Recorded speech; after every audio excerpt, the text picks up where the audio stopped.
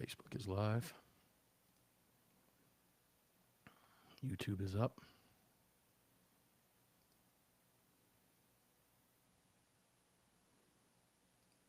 Rumble is up.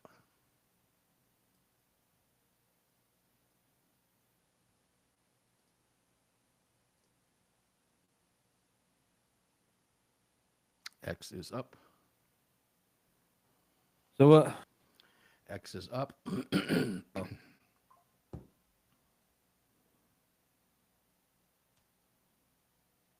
Who'd you say the first guest was? John Dan? Comerford. He's the John executive director of the NRA's Institute for Legislative Action.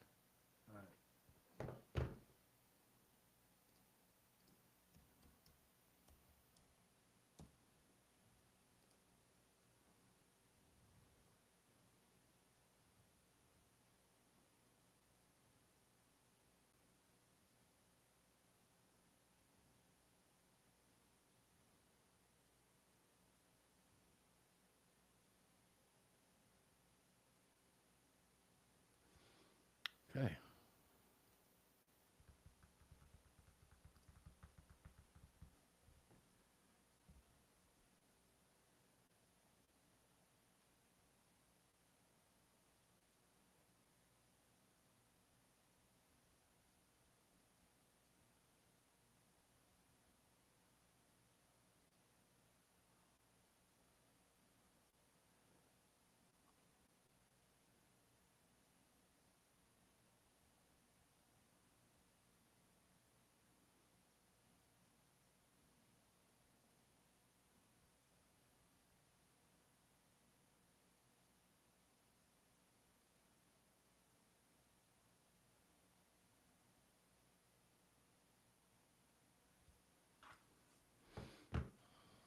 We should be good on the sound. Let me cut that speaker off.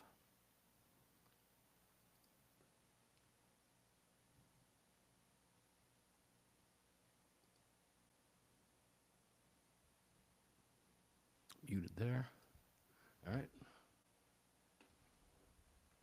Hold on a second.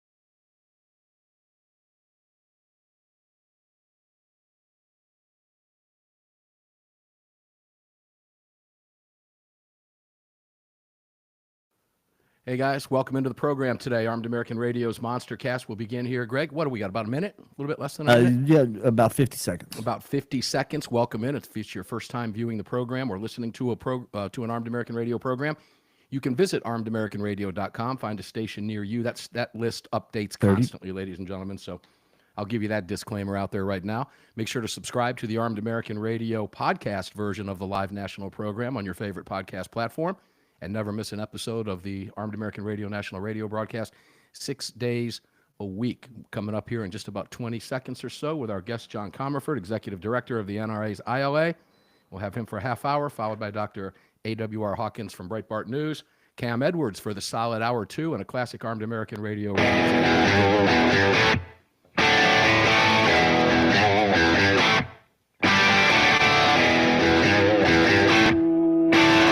This is Armed American Radio.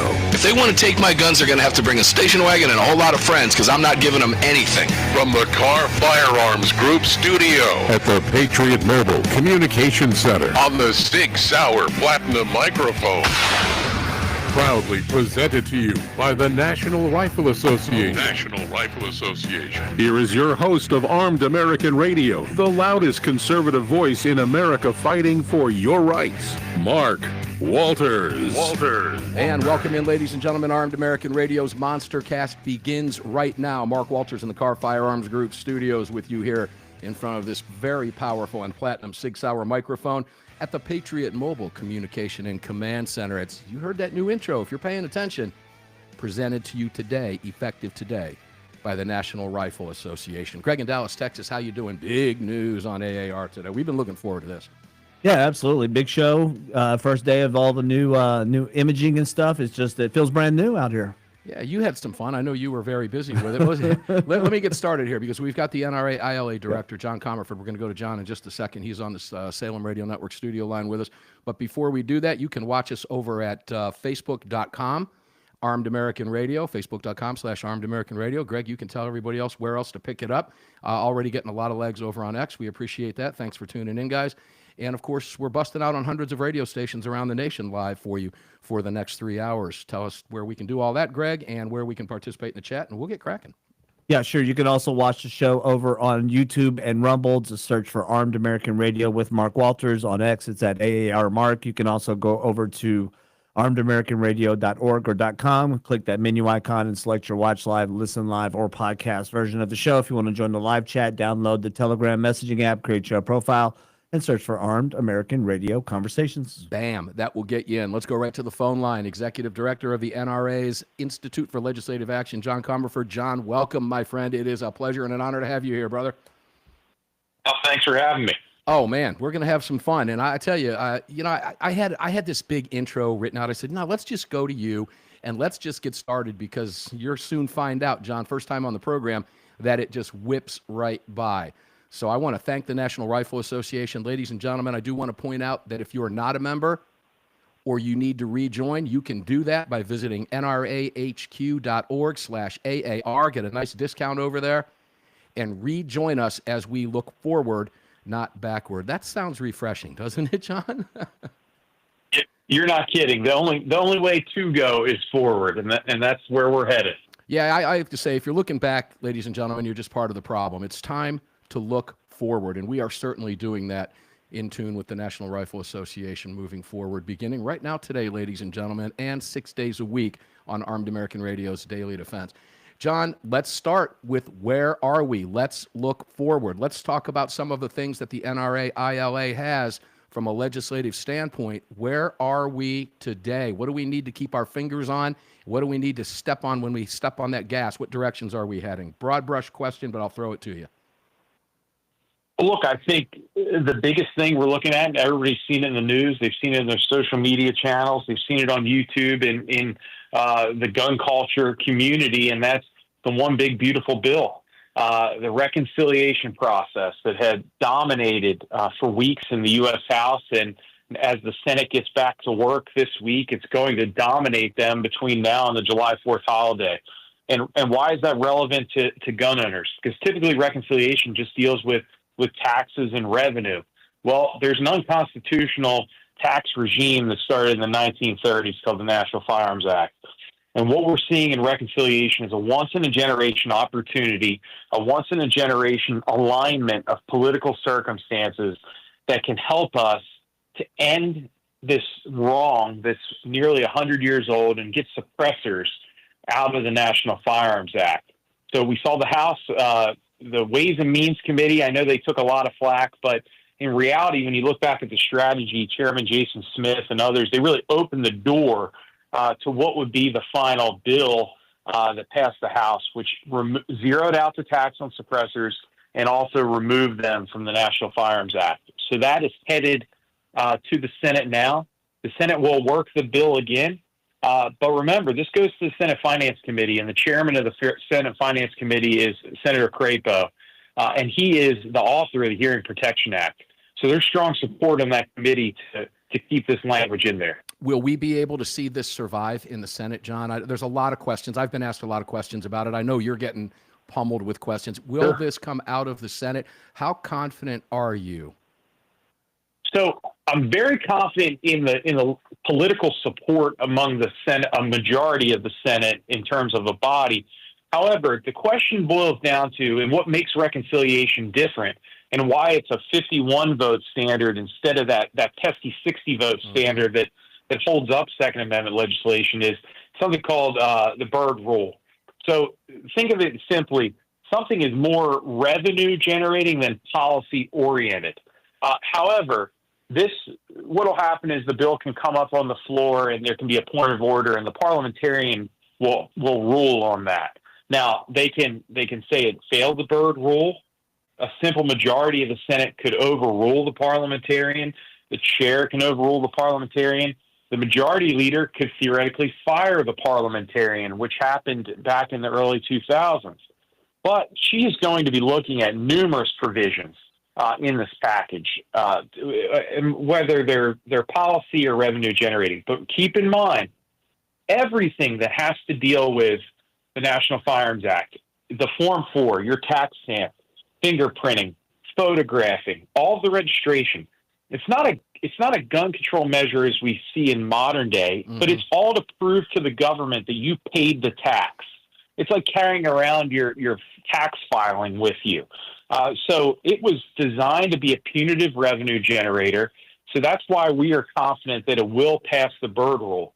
If it passes the Byrd Rule, we're fully confident that this will stay in. The bill would go back to the House, and they would either agree with the Senate changes or they would go to a conference to work out those differences. But we absolutely know President Trump will sign this provision. Yeah, we've already moved it through the House with this provision in it. So I feel comfortable with that.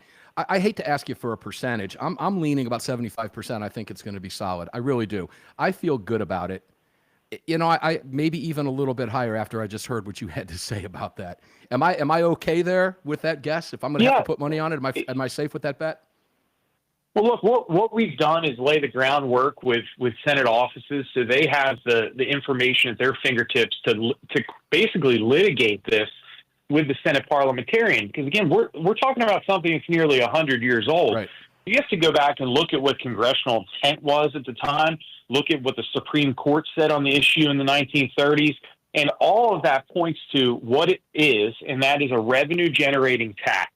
And that's why we're trying to get rid of this. So we get through the Senate parliamentarian, I am very confident that this will become the law of the land. It would be the biggest win in both of our generations, most likely. It depends on what your priorities are, but it's very hard to say that buying a suppressor over the counter with a 4473 wouldn't be the biggest win. Now, we would love to take out the entire NFA. Of course. We'd love to get short-barreled rifles, short-barreled shotguns, and others.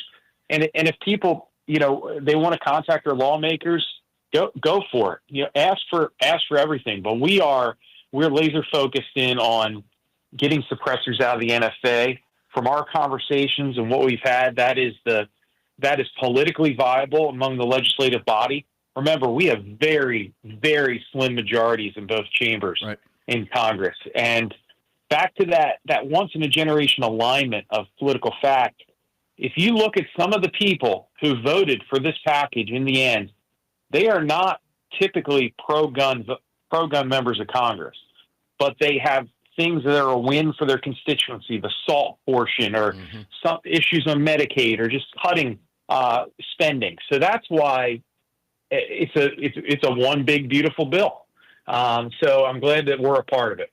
Well, I feel good about it, and I feel good knowing that you've got your weight behind this at NRA, ILA, and the membership base. Because you're right, we need to get rid of the NFA altogether, as well as the ATF. We don't have enough time to go into all that. We maybe, ladies and gentlemen, we'll talk about maybe we'll sneak the ATF in there in just a few minutes. But I know Greg is going to tell us that we're going to take our first break here. Greg, how much time do we have before I throw a question out? 45 seconds. So let me set this up as we go to the break, John, and when we come back. What I want to ask you about next, of course, is national concealed carry reciprocity. This is something that Trump ran on. Trump wants this bill on his desk. As you know, we go all the way back to Thune. I mean, I can go way back over the years. This thing has never moved. McConnell never moved it in the Senate years ago.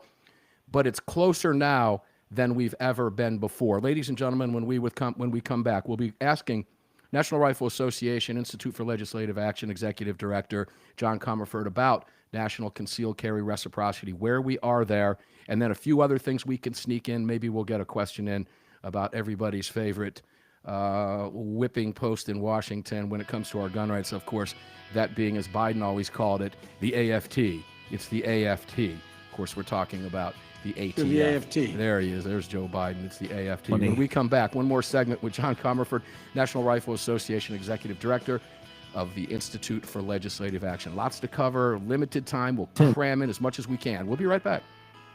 To the AFT. Come on, man.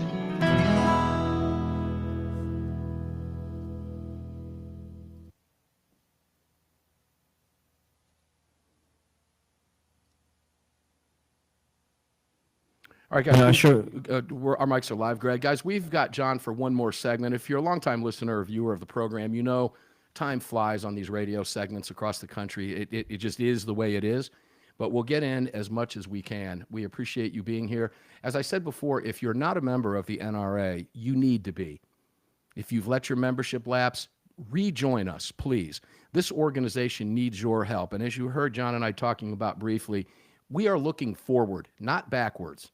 We must look forward. It's that simple. Why? Because if you're looking backwards, you're on the losing end of it. We've got to go forward. And the NRA is doing everything right now, and the NRA needs our support. So join us. You can visit. I'll put a link up here right now, in fact, during the break. They're 4-minute breaks.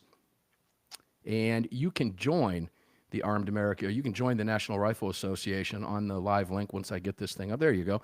That's a live link. You can click over there and join. It will take you over there. You support Armed American Radio by doing that. You get a discount on all of the available packages from the 1 year to the 3 year to the 5 year, which is what I always re-up at, all the way to a life membership discount there. You get a hat, all kinds of cool stuff. So make sure to do that. Support Armed American Radio and support the National Rifle Association. We are so proud to be working with this new affiliation with the NRA as we move forward together. Good heavens, it's going to be an exciting few months. I can promise you that. A lot of fun stuff coming up with the NRA. We'll be doing some live broadcasts with them, doing some traveling, all kinds of neat stuff.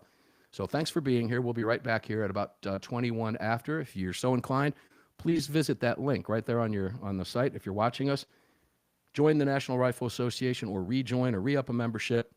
We'd appreciate it. Help us fix the problems going forward, meaning advancing our gun rights. Now's the time to do it. All right, be right back with you guys.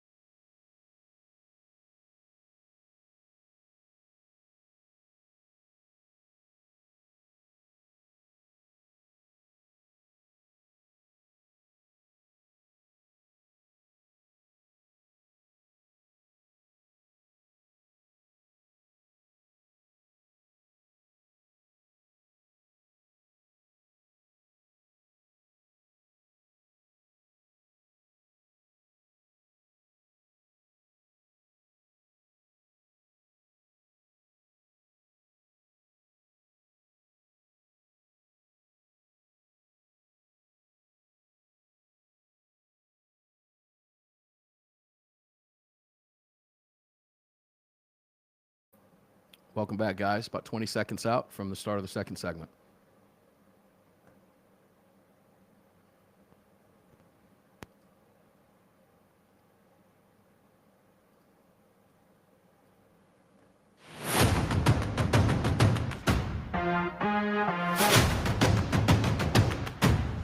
The following segment of Armed American Radio is proudly being brought to you by the National Rifle Association. Help us defend freedom by visiting nra.org/AAR and join today. Welcome back to the show.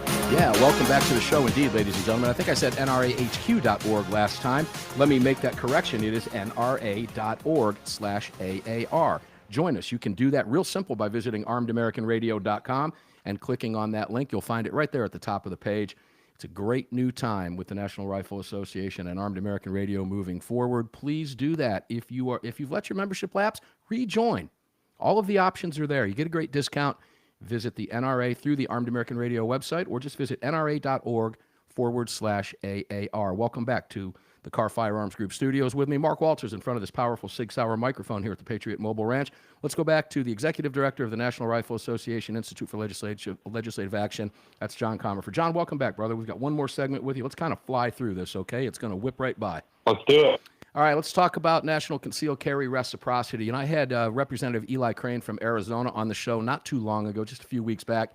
He was not real optimistic. In fact, he was pessimistic. This is something that has been a bone of contention for us as gun owners and concealed carry permit holders. Of course, there's a little bit of a monkey wrench in here since the Thune Amendment days going back a number of years, McConnell not hearing the bill, and that is constitutional carry now. You have well over 29 states, soon going to be 30 states, could possibly be 31. Is that throwing a monkey wrench in here? What do we need to do? I mean, Trump wants this on his desk. He's made it clear. He's run on this. Where are we here? So many people want to know. Sure. And, Chairman Richard Hudson, he's really taken the ball and run with this issue for years now. I know he lives and breathes the Second Amendment, and his position as NRCC chair has helped get a lot of the members of this body elected and helped with that program majority. But we have 183 co-sponsors on the legislation right now in the House.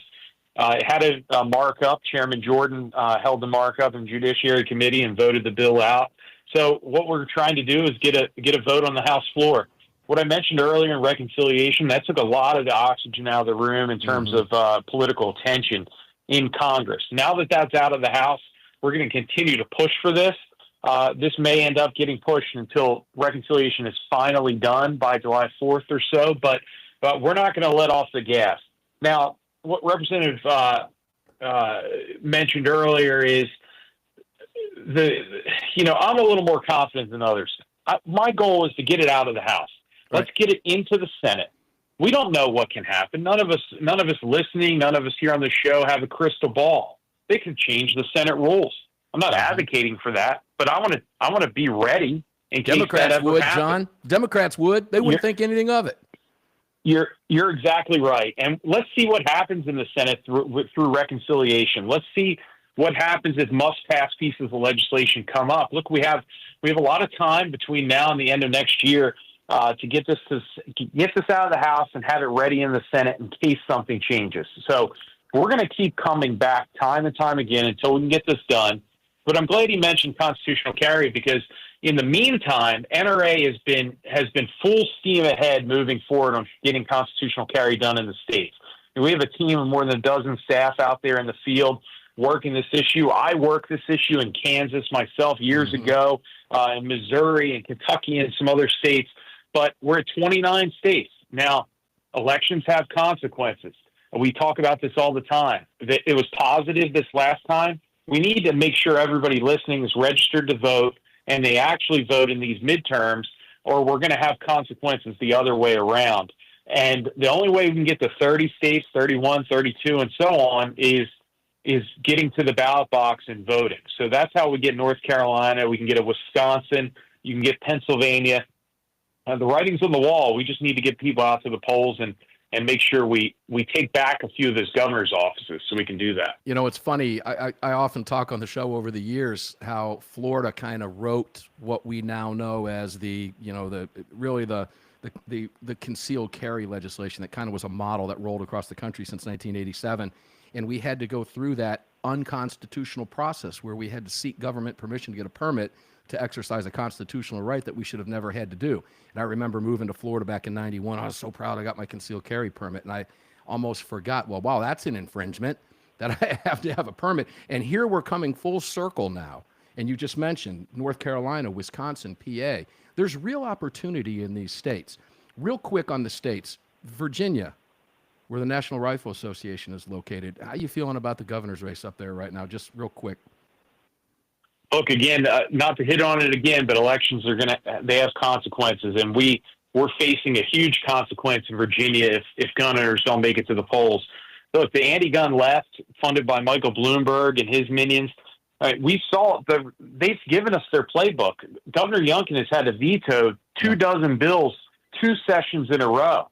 If Winsome Sears doesn't get into the governor's mansion, we have big trouble in the Commonwealth. And we have a lot of trouble already just because living inside the Beltway isn't ideal. But we're going to have a lot worse trouble. And Virginia's one of those odd states where a governor can only serve for 1 term. Right.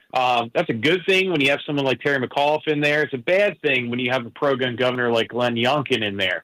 And don't forget, we also need to elect Jason Miyares as the Attorney General, get him reelected. He can run again. But Winsome's a formidable candidate. Everyone knows that she's solid on the Second Amendment. She's she's going to be a solid gun vote for us. But we got to make sure people get to the polls. So if you have friends or family in the Commonwealth of Virginia, make sure they're registered. Get them out there. Shame your friends into registering, drag them to the polls, whatever it takes. And vote early. You never know what can happen between now and Election Day. So as soon as early voting opens up, go ahead and vote. So that's what we need. Yeah, I'm a proud Radford graduate, so I know the state well, and it always pained me to see Virginia, which is really a bright red state when you look at the electoral map of the state, and see it because of those northern counties outside D.C.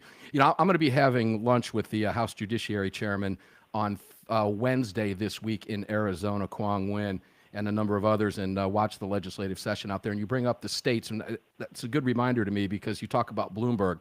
Let's talk briefly before we run out of time. They're throwing a ton of money. Arizona, they have to kill dozens of bills, anti-gun bills, in the gun-friendly, pro-gun, what some people regard as the #1 gun-friendly state in the nation, Arizona, year after year after year, session after session. Bloomberg's tossing millions to those behind the blue wall states. What's your recommendation, real quick, to the folks that live there behind that blue wall? Well, look, the only way you can make a change is by getting out to vote and getting your friends to the ballot box. Bloomberg has unlimited money. We're never going to beat that.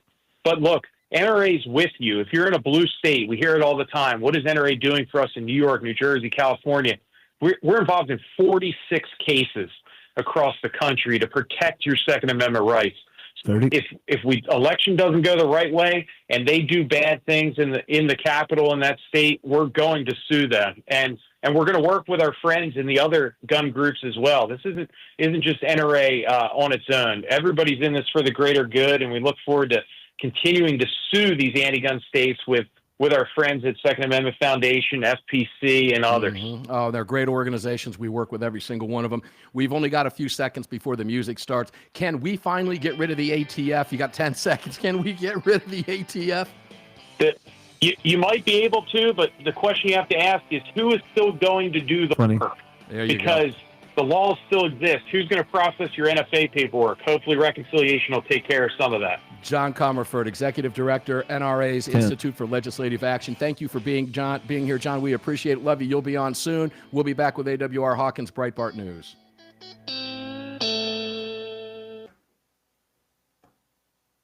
Fan favorite AWR coming on next. Is John clear?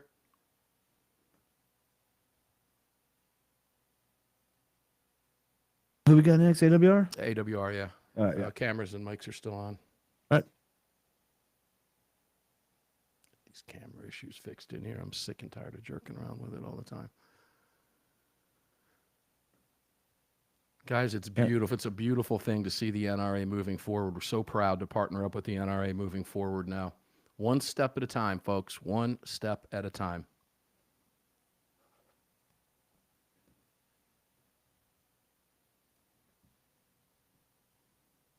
just good to have new blood. Oh, man. Oh, God, it's so refreshing. They are doing everything right over there now. Or at least saying it all right. They've got the right people in place. They've got the right plan in place. They've got the right board. Just doing wonderful things. Guys, we'll be right back with you. AWR Hawkins from Breitbart News will be here in about 3.5 minutes. Join us, by the way, during the break. Great time. Click that link right down there and join the NRA. You can do it right here on your device. Can't do it if you're watching on a TV screen, but you can if you're on one of your devices. We would appreciate it. Join us, rejoin us, please. Help us move forward. We have got 2 years right now to get off our asses and get this done. Get these bills to Trump.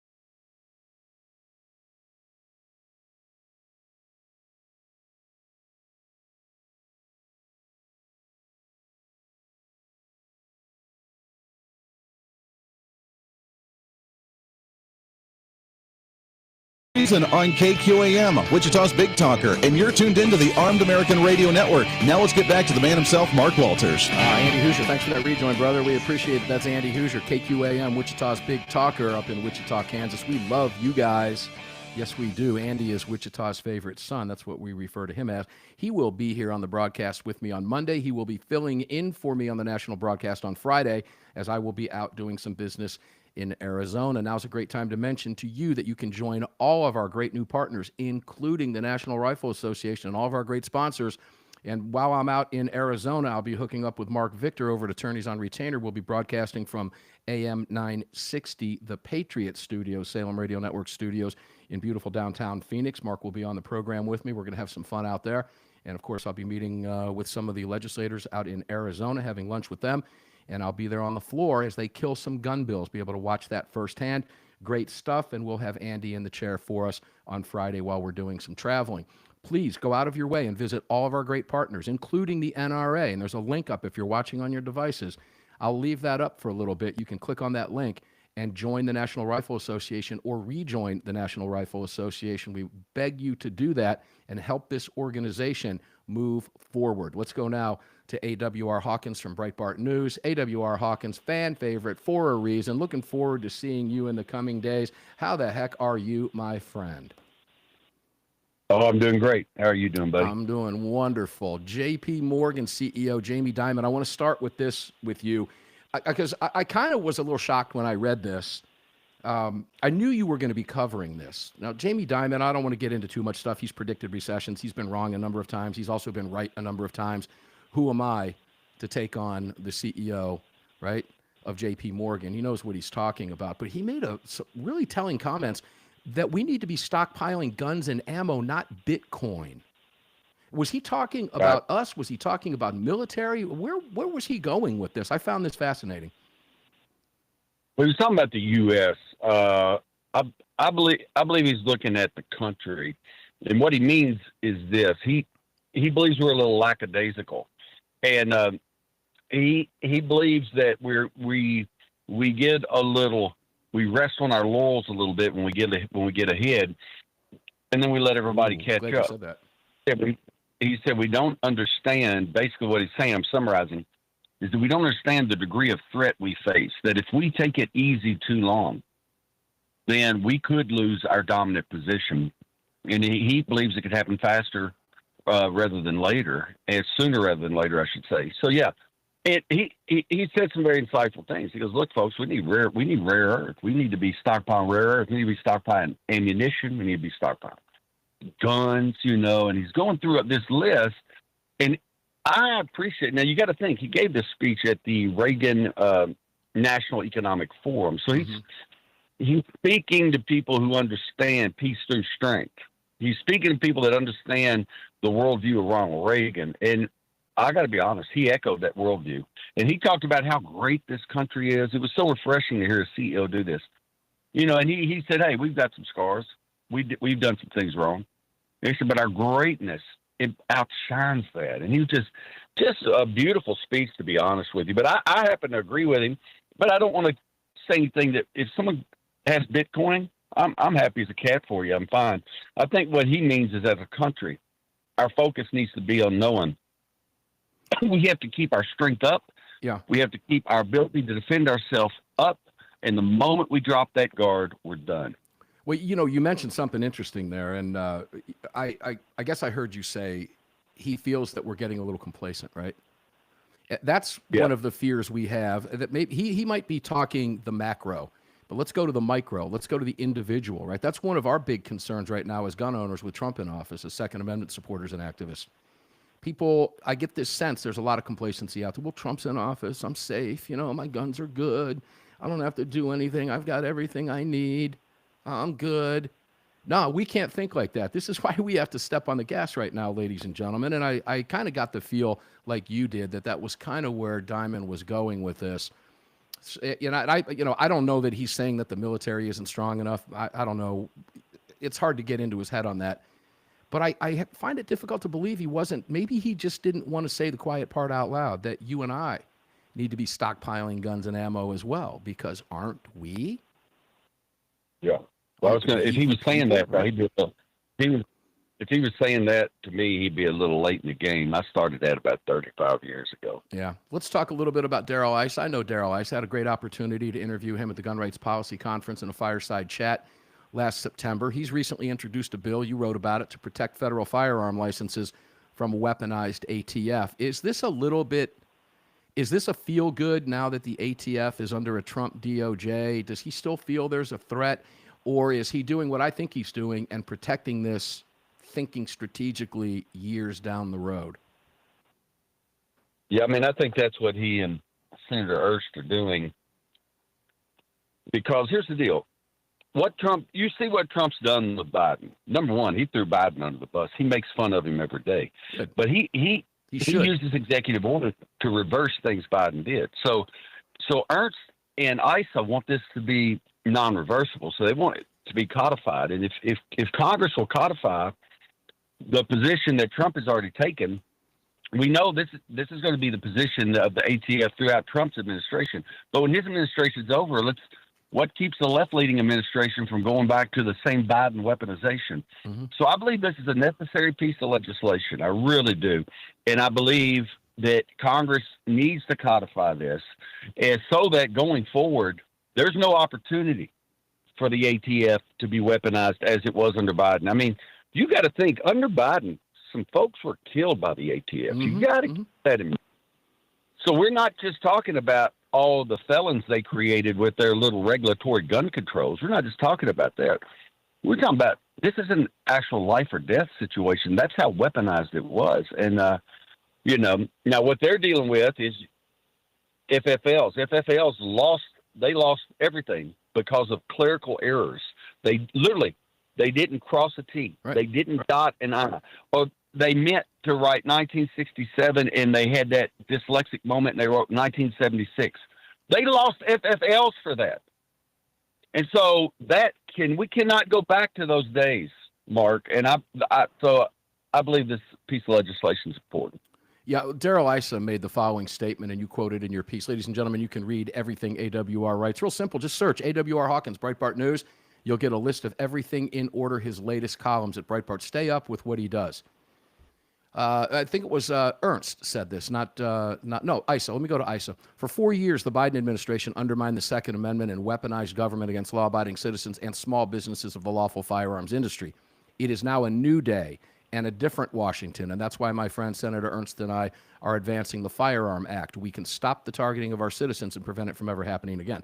I can hear you, listeners, all across the country right now saying, wouldn't it just be simpler to get rid of the AWR, and not have to worry about protecting against them being weaponized in the future? Wouldn't that be the ultimate goal? Right. I'm with you.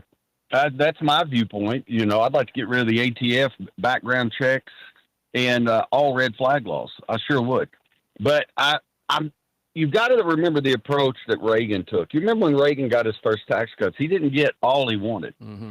And I'm paraphrasing, but he would say, hey, if I can get 80% now, I'll come back and get that other 20. Or if I can get 40% now, over the next few years, I'll get that other 60. Mm-hmm. And I think that's what we got to do. We got to go, you know what? I wish the ATF was abolished. I wish they told them by noon tomorrow, have your desk cleaned out. That's it. But if we're not getting that, we ought to be thrilled to death to be getting this, because if we can get this legislation passed, and this is something Trump would sign. Yeah, let's just choke them now. If we get that, you're right. Let's just choke them now until we can get rid of them. Right? They can't do it. They can't ever repeat what they did under Biden, which was so terrible. Yeah, choke them off while we have the opportunity. That's one thing our side, we want everything today. We want everything right now. And we can't get it all right now, as frustrating as that is for a lot of us. But until we do, we take steps, one step at a time, ladies and gentlemen. That's just the way we have to do it. That's why we have to fight. And I'll quote my dear friend, Parkland father Ryan Petty, who made it clear on this program, the left will never stop. We can't stop. That's why you have to join the NRA, the Second Amendment Foundation, your local states organizations. We'll be back. One more segment with AWR Hawkins. Did you know?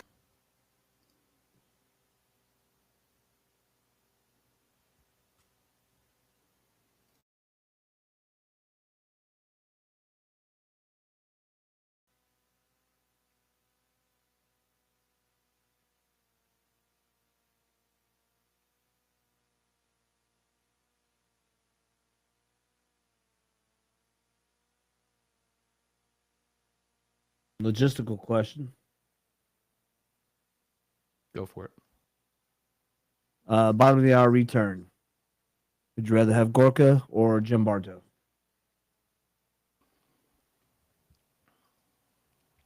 Ask the folks in the chat.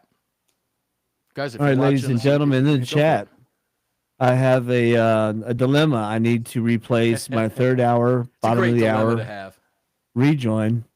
And I've got two choices here. We've got one that's voiced by Sebastian Gorka or the ghost of Jim Bartow, who is our former operations manager here at Salem Radio Network. Take your pick. Post it in the chat. One for Gorka, two for Jim. Yeah, if you're on X and you want to support Gorka's rejoin, let us know in X. Let us know on Facebook. Greg will make that call. We've got a couple hours. We got a couple hours, so throw it out there. We love our Dr. Gorka. We love our Jim Bartow, too. Old Jim. Talk to him every now and then. Great deal. Looks like Pookie's winning. so far? Some.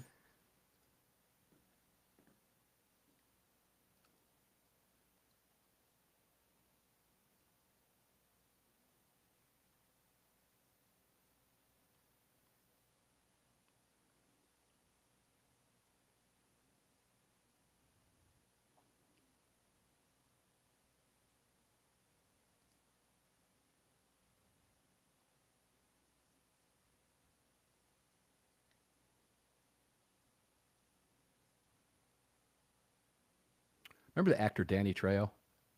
Yep. I'm going to mention him in a minute, only because, he played a lot of convicts roles as That's all he plays is convicts. Yeah, I'm going to go here in just a minute because this story we're going to cover with AWR is a classic, and the photo that's up, it's a riot. But it just reminded me of Danny Trejo. Not because he looks like him, but you'll see. I'll make the analogy. Camera's up. So I've got 5 for Gorka and 2 for Jim in the chat already. Should So be Gorka is leading. 5,000. Come on, guys, make your vote. Gorka's leading. Yep. All right, we'll add another one for Jim. So Gorka's still up by 2. All right. Is that the Desperado Sport Fish that Gorka rejoined? I think so, yeah. Okay. We love those guys, the Desperado Sport Fish up in Virginia Beach. With the rock in bed. That boat got caught in a little storm. They had to put it in port, moving it up from Florida a couple days ago. Took them a couple days 30. longer than they thought. Smart move. No rope. And guys, we've there. also got a new rejoin coming after this spot. So let us know what you think of the new rejoins. Yeah, Greg put a lot of effort into making those changes today, ladies and gentlemen, as I did over the weekend too, I have to admit. We all put our effort into it. You voiced it. I produced them. All right, guys, we're coming back at you right now.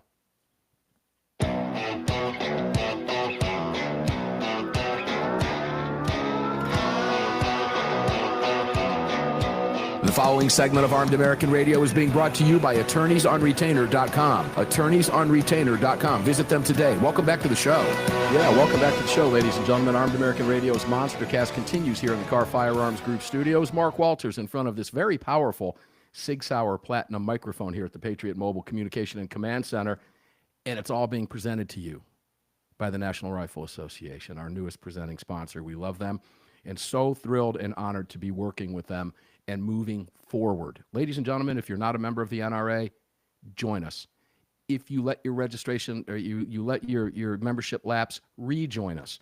Please help us move forward and fight for our rights. These next 2 years are absolutely critical for our right to keep and bear arms. And you just heard that new rejoin, Attorneys on Retainer. Visit AttorneysOnRetainer.com. A lot of people ask this question over the years. Should I have you read the old? Go back to the old chat forums, right? The old chat forums going back a few years. People talk about, do you have an attorney on retainer? If you carry a gun, should I have an attorney? Well, here's the deal. Attorneys are expensive, ladies and gentlemen. I know that firsthand experience, okay? They're expensive. Use the AAR promo code over at Attorneys on Retainer. Get 35% off your sign-up, and guess what? Or get $35 off your sign-up, and guess what? You have an attorney on retainer for $35 a month as an individual, $25 a month for family. All of my family has an attorney on retainer. God forbid we have to use a firearm to defend ourselves. We find ourselves in some hot water. We have attorney-client privilege right now today. AttorneysOnRetainer.com. AttorneysOnRetainer.com. Make it simple. Just go to ArmedAmericanRadio.com. Click on that link. Sign up over there. Promo code is right there for you. Same thing with the National Rifle Association. And you can find all of our great partners over there, including Bud's Gun Shop, AmmoSquared.com. They're all there for you at ArmedAmericanRadio.com. 17 years on the nation's airwaves. Guys, that's not an easy feat to pull off, and we couldn't do it without them, and we couldn't do it without you. That's why we're here having these conversations 6 days a week, because they don't want us to, and our partners make it possible. AWR Hawkins, Breitbart News, welcome back. So AWR, I'm going to take you now to the story that you have up about the headlines. The headline, I don't like to be the headline surfer, AWR, but I love your headlines from time to time. All of them. Mother shoots daughter's alleged would-be rapist numerous times. Now, that's a beautiful headline. Okay, I'm going to consider that a happy ending story. However, I look at this guy's picture. AWR, do you remember actor Danny Trejo? You remember Danny No. Trejo? He's the guy that plays all the convicts. Greg, you remember Danny Trejo? We talked about him during the break. Yeah, of course. There are some people that just look like convicts. They look like they should be a convict. The scarred up face. This guy is one of them. It's scarred up by tattoo pens. Now, I got nothing against tattoos. I got a bunch of them, okay? But I ain't got none on my face. And I don't think my tattoos make me look like a convict. But this guy just looks like a convict. AWR, tell us what happened here, because this young girl was 12 years old. 12 years old, ladies and gentlemen. Did he live through it?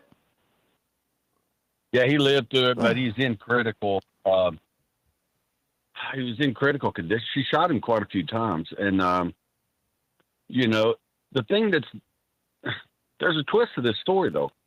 He went to the hotel with the girl's mom, and then the girl had one of her other relatives bring her up to find her mom, and when she went to the hotel room, the mom went downstairs and left that girl in that room with that man. Now, I'm not saying the mom wanted this to happen by any stretch. I'm not putting any, but I'm saying then when the mom comes back, he's apparently on top of her, ripping her clothes off. And, but I just mean, there are a lot of turns on this road. And if at just one of those turns, someone had stopped and thought this out, I'm not sure this would ever happen. Yeah, you're quoting WFLA in here, so that tells me this is a Central Florida deal. That's a Tampa station. I don't know specifically where this occurred, but nonetheless, guys, if you're new to the show, we refer to these stories as happy ending stories, okay? Go ahead, AWR. It occurred in Indianapolis. In Indianapolis, okay, so WFLA, that's interesting. They must have been covering it. But nonetheless, guys, we refer to these as happy ending stories. That's why I asked, did he survive this? Here's the deal, folks. If you attempt to deprive another human being of their right to life, liberty, and pursuit of happiness, you lose your right to all three of the above immediately. And if your own death occurs as a result of your attempting to deprive that person of their right to life, liberty, and pursuit of happiness, too freaking bad for you. You got what you deserved, including your own death, if that's what happens. We don't celebrate somebody's death. We celebrate the survival of the victim, because they were armed. And that's the moral of the story, AWR. How many of these do you even think you've covered? And you haven't covered all of them. I have no idea. Lost count. But to your point, when you were talking, you made me think of John Locke. If anybody's ever read his Treatise of Government, in there where he talks about self-defense, John Locke writes that when someone comes, this is a paraphrase, but very close to the original. He talks that when someone comes against you to harm you, what that individual does, he said, this is how you can understand self-defense. When that individual comes at you to harm you, what that individual is doing is declaring war on you. And at that moment, at that second, as soon as you see that declaration of war is taking place, you're free to use whatever means necessary, lethal or otherwise, to stop that war and save your life. And so that goes to your point, that individual, when he declares war on me, when he declares war on my life, he loses his right to life right there. As soon as I can get my hand on a pistol, and it's not going to take me long because I've always got one on me, as soon as I figure out war's declared, he's going to get 2 in the chest for sure. If he hasn't fallen, he's going to catch another one in the forehead. And that's it. And then I'm going to go eat probably a turkey sandwich, heavy on lettuce and mustard, and get a good glass of iced tea, and I'll just sit there and wait for the cops to come. And in the states that I abide in, when the cops come, after they bag him up and toe tag him, they're going to go, hey, man, what type of optic do you have on that pistol? Because I carry what did you use? I carry a macro 365 X macro, and they're going to see that sight, and they're going to go, man, what kind of sight? And we're going to talk about it. And then they're going to leave, and I might go to the donut store. I might not. I might just sit home and watch, a rerun of Mobland or something. And that's it. But that's just how it is. He gave up his right to life, and he declared war on me. Too bad. I don't disagree with you often, AWR, as you well know, over your participation on this show over many, many years. But I will in this case. I would put mayo on that sandwich while I was waiting. I knew you were going to say that. You thought about that when mustard came out, unless it's Sours mustard, ladies and gentlemen. Here's a plug for Sours mustard, okay? If you've never had Sours mustard, I might go with the Sours mustard instead, but I would put mayo on that sandwich. Oh, AWR, you know all about the Sours mustard. It's a funny story, ladies and gentlemen. AWR was here and he visited, and I had some Sours mustard. I said, you got to try this stuff. He loved it. So I sent him a case of Sours mustard jars. I don't think there were 6 to 12 of those things in there. I don't even know if you still have it. AWR, we appreciate you being here, brother. Thank you for everything that you do. Greg, are we about ready to run out on this hour? Yeah, there's the music right there. AWR Hawkins, God bless you, man. Thank you for everything that you do. If you don't have any mayo, go get it. If you got Sours mustard all over it, put extra on it. Armed American Radio's Monster Cast continues at 6 minutes after the break. We'll be talking with the one and only, the legend himself, Cam Edwards from Cam and Company and Bearing Arms. We've got Cam for a solid hour. It is always a great program when Cam Edwards joins the show. And if you know Cam, you know why. Armed American Radio's Monster Cast being heard on hundreds of radio stations across the nation.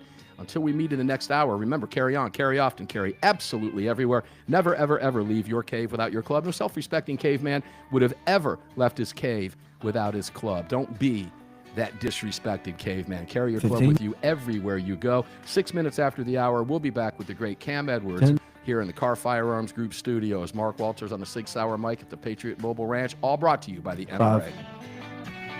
You just filled your prescription for freedom with Mark Walters, presented by the National Rifle Association. The National Rifle Association on the Armed American Radio Network.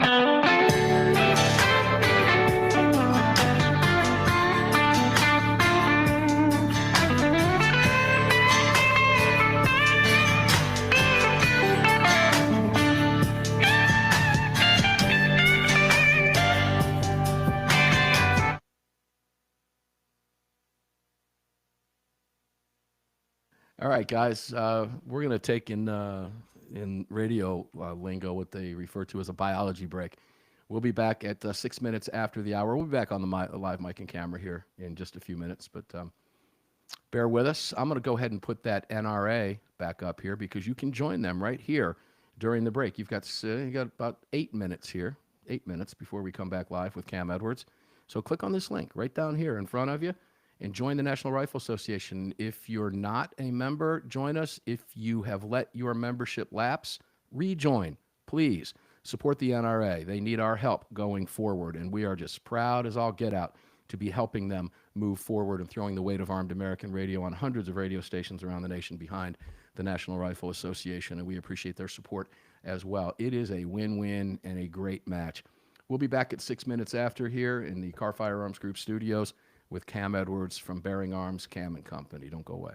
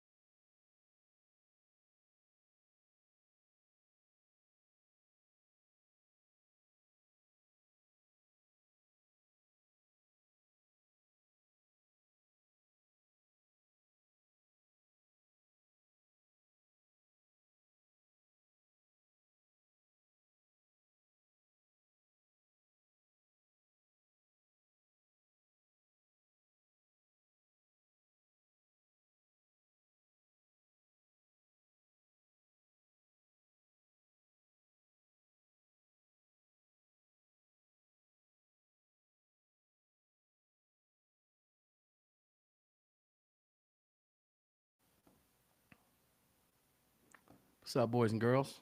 Cam Edwards coming up next.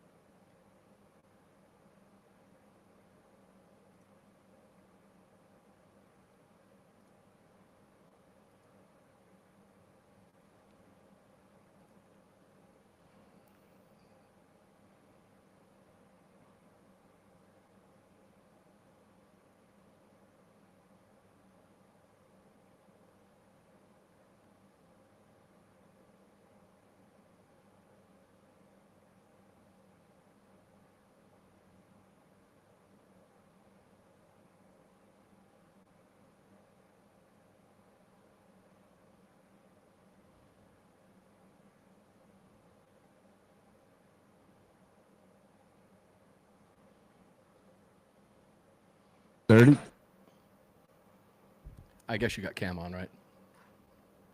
So, yes. I thought it said Cam on hold. You might have. I just sat back down. All right.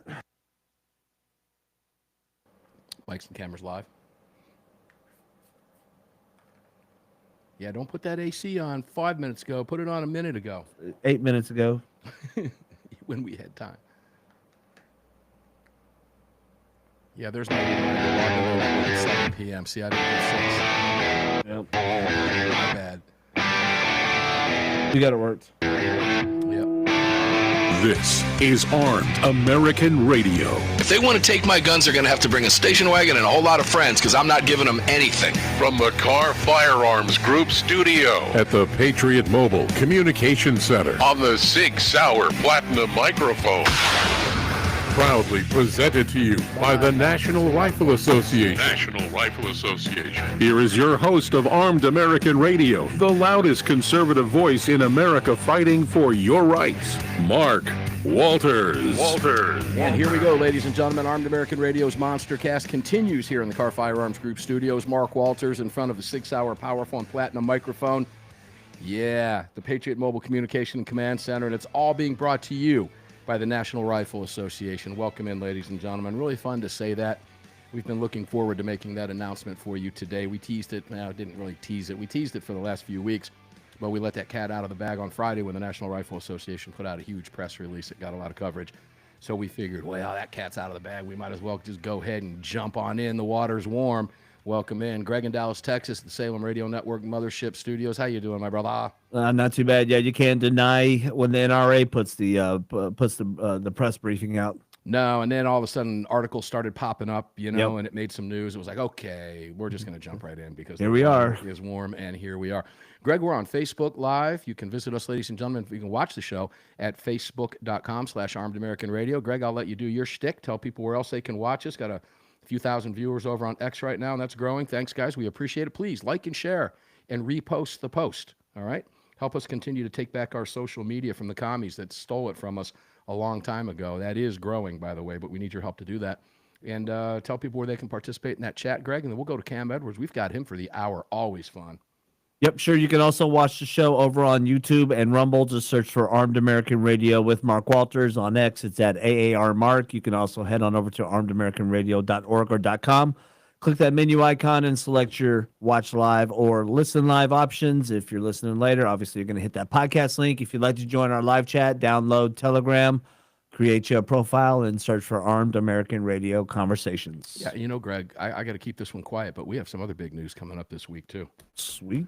Could be the biggest news in Armed American Radio's history, which is 17 years. So, yeah. There's a tease right there. Ta-da! Cam Edwards, Bearing Arms. How you doing, brother? Welcome in. I want to thank you for being here. You make my life so much easier when you're on the program.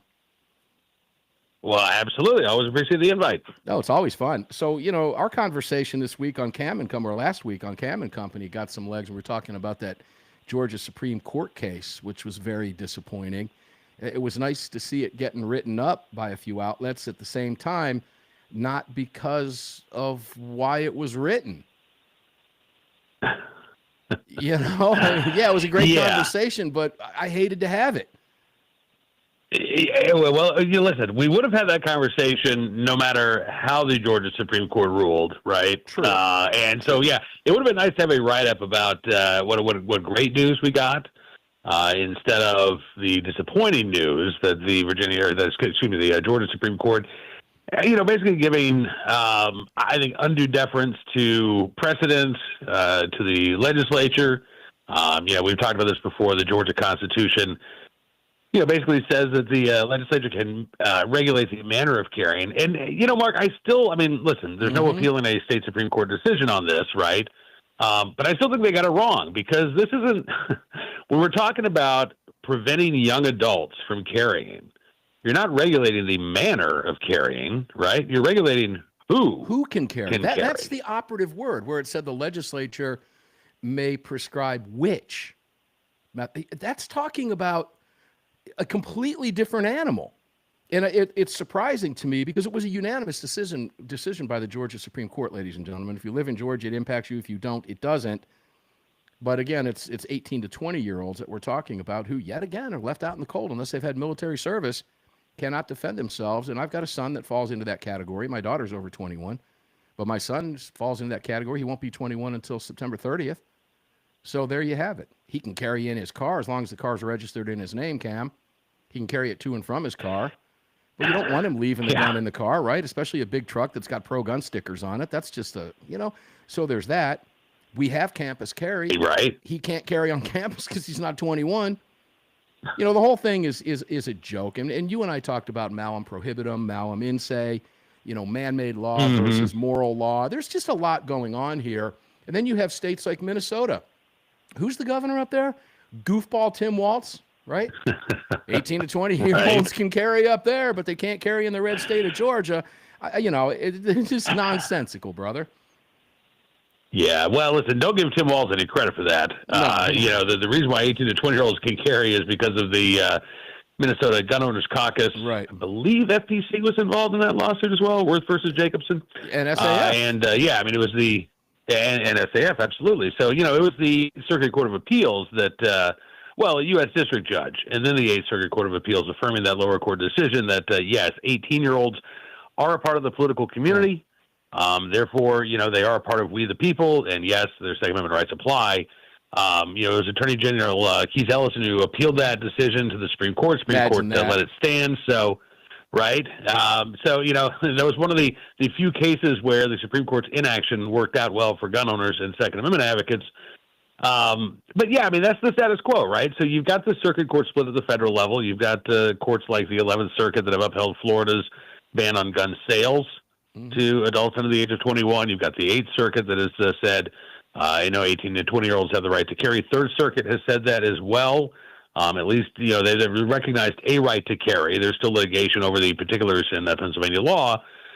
But this is an area where, again, it's one of many areas dealing with our right to keep and bear arms where the Supreme Court is going to have to step in and resolve these circuit court splits, or in the case of, these bans on so-called assault weapons, undo the damage that lower courts have done by reading AR-15s and commonly owned rifles out of the Second Amendment. Yeah, and Cam knows we're going to go to that assault weapons ban case in the Fourth Circuit, the Snopes case. We'll go there in just a minute.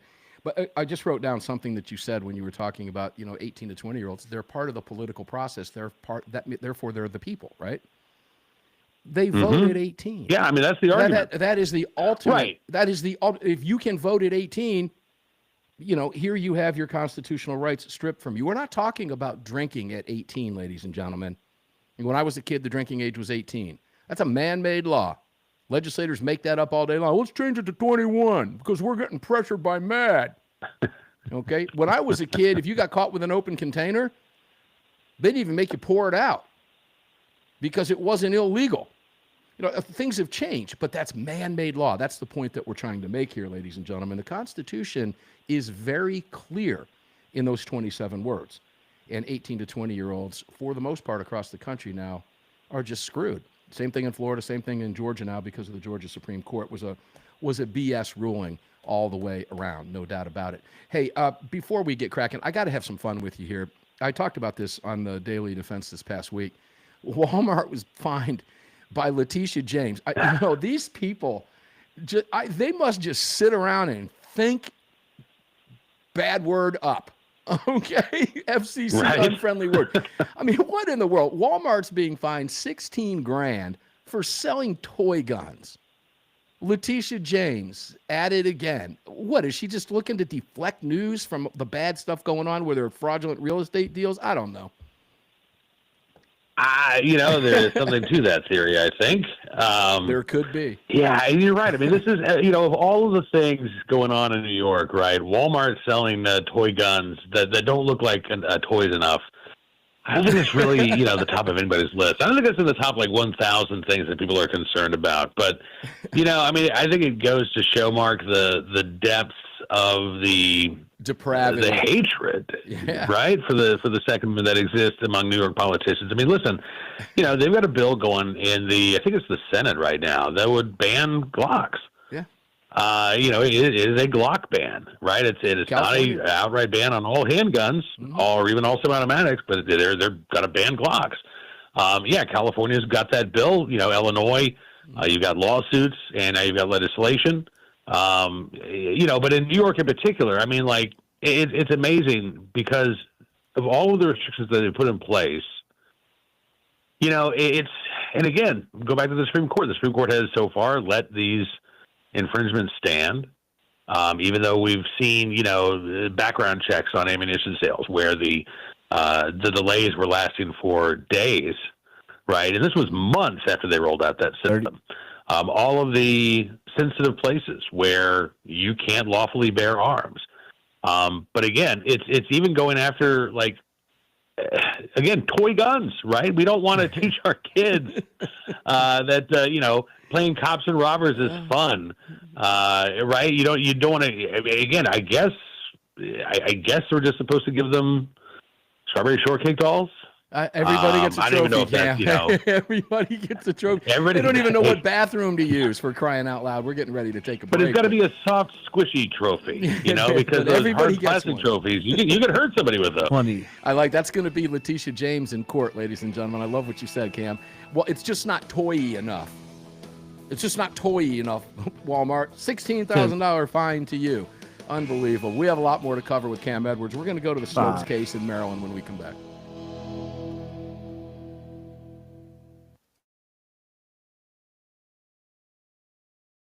It's not toy-y enough, ladies and gentlemen. It's just not toy-y enough. Unreal.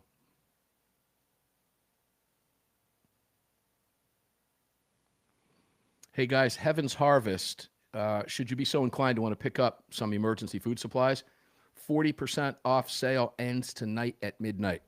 Okay, you are about 2.5 hours away from that. So if you want to get that 40% off over there, make sure to visit heavensharvest.com, heavensharvest.com. And I believe you can still use the AAR promo code. That just says thank you for supporting Armed American Radio. But you're going to get the 40% off. Whether you do or don't, we would appreciate it if you let them know that you heard it here. They know that when you see that, when they see that code. But Heaven's Harvest has some great product. If you don't have any emergency food, trust me when I tell you, you'll sleep a lot better knowing that you have it. I've got at least a couple years. Something happens to me, my family's got food, okay? Emergencies, we have food. Some type of disaster, we have food. Democrats are unleashed on the world, we have food, okay? For at least a couple years. It's inexpensive to get started, and you can still take advantage of that 40% over there, so please do that. And don't forget ammosquared.com, another great partner. If you're not stacking ammo over there, you're doing yourself a disservice. I've got about 3,000 rounds now. And I do $15 a week, ammosquared.com, and they just keep stacking ammo for me. You can go over there and visit the website. It's super user-friendly. You can swap calibers out all day long if you want to. You can day trade your ammo, should you be so inclined to do that, over at ammosquared.com. And when you sign up over there, like I said, I give them $15. I'm getting 223 and 9mm now. I did jump from the 9 and move to 10. When I had enough 10, I went ahead and went back to 9mm. Then back to, and I've still always got the 223. You can mix and match. Doesn't make any difference. And if you want the ammo shipped, just notify them online. They'll ship it immediately for you.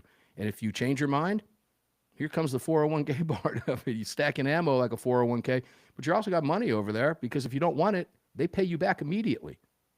So there's always that. So make sure to check them out, ammosquared.com. Don't forget, Attorneys on Retainer, our newest sponsor. I'll be with Attorneys on Retainer in Chandler, Arizona, and then later in the day in Phoenix at 960 The Patriot, broadcasting the Daily Defense Show this coming Thursday, which is June 5th, from beautiful Phoenix, Arizona. I love it out there. And I don't know what we're going to do for Wednesday's show. I'm not sure we're going to run an encore, see if we can get somebody live in a seat for us. If not, we'll have to run an encore because I will be in the air. Actually, at that point, I'll be with the Arizona State Legislature watching them knock out some anti-gun bills. Going to be a lot of fun. And Friday, Andy Hoosier will be sitting in the chair for me as we're traveling over the weekend. So, but we'll be back at you live on a Sunday. Never miss a Sunday show in 17 years. We've never missed one Sunday show. Quite a record. So make sure to check out all of our great partners. And as you know, if you're new to the show, today is the first day of the National Rifle Association as our new sponsorship, as our new presenting sponsor. If you're not a member, please join the largest gun group in the nation, the oldest civil rights organization in the country, now over 150 years old. It's the NRA. And I'll tell you this with certainty. If it wasn't for the NRA, folks, you wouldn't have a Second Amendment today, okay? New management, new blood, moving forward, no longer looking backwards. You can visit them at nra.org/AAR, and you get a nice discount over there on whatever membership package that you choose, or you can just visit armedamericanradio.com and click on their logo. That'll take you right there without you having to type it in. Pretty simple. Coming back with Cam Edwards now.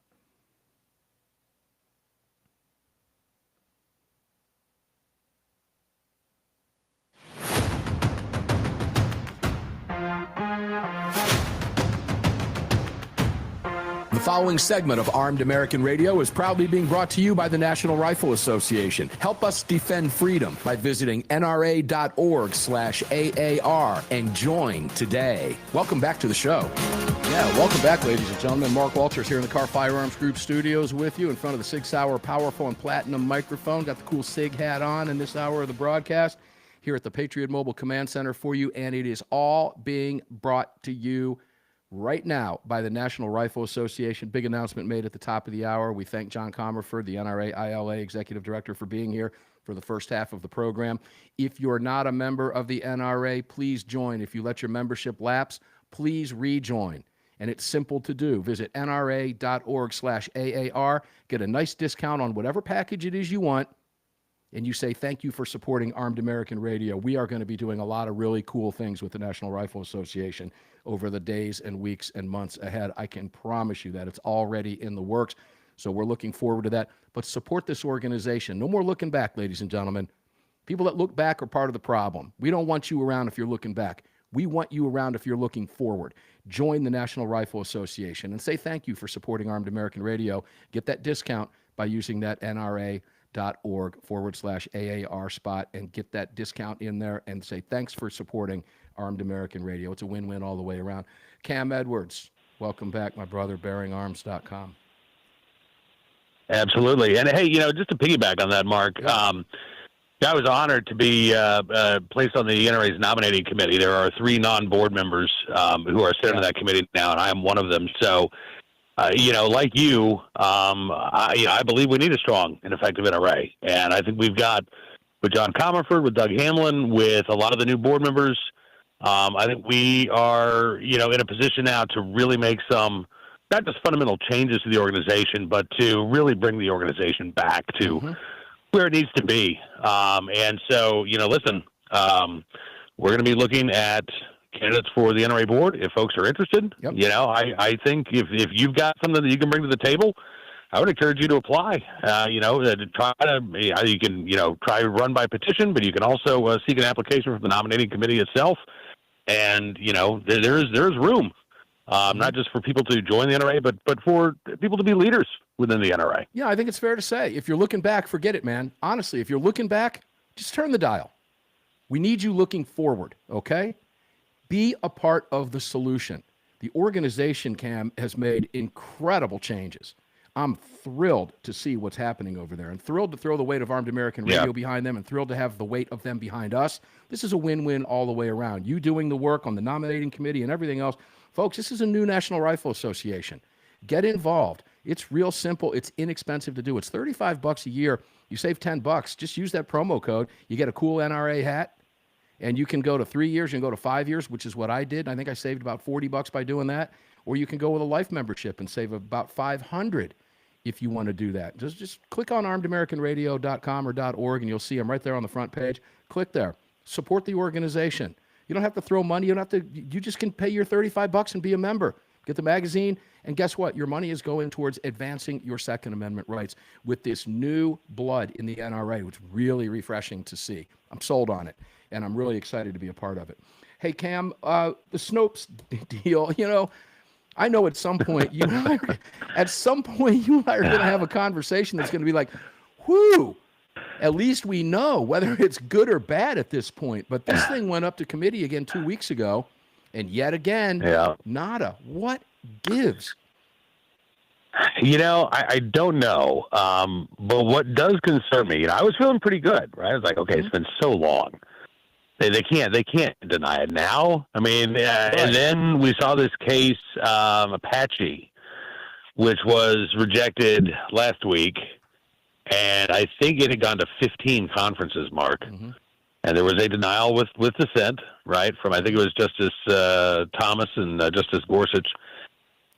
So now I'm back to being a little pessimistic about Snope, right? There is still the chance. Well, I think, listen, let's put it.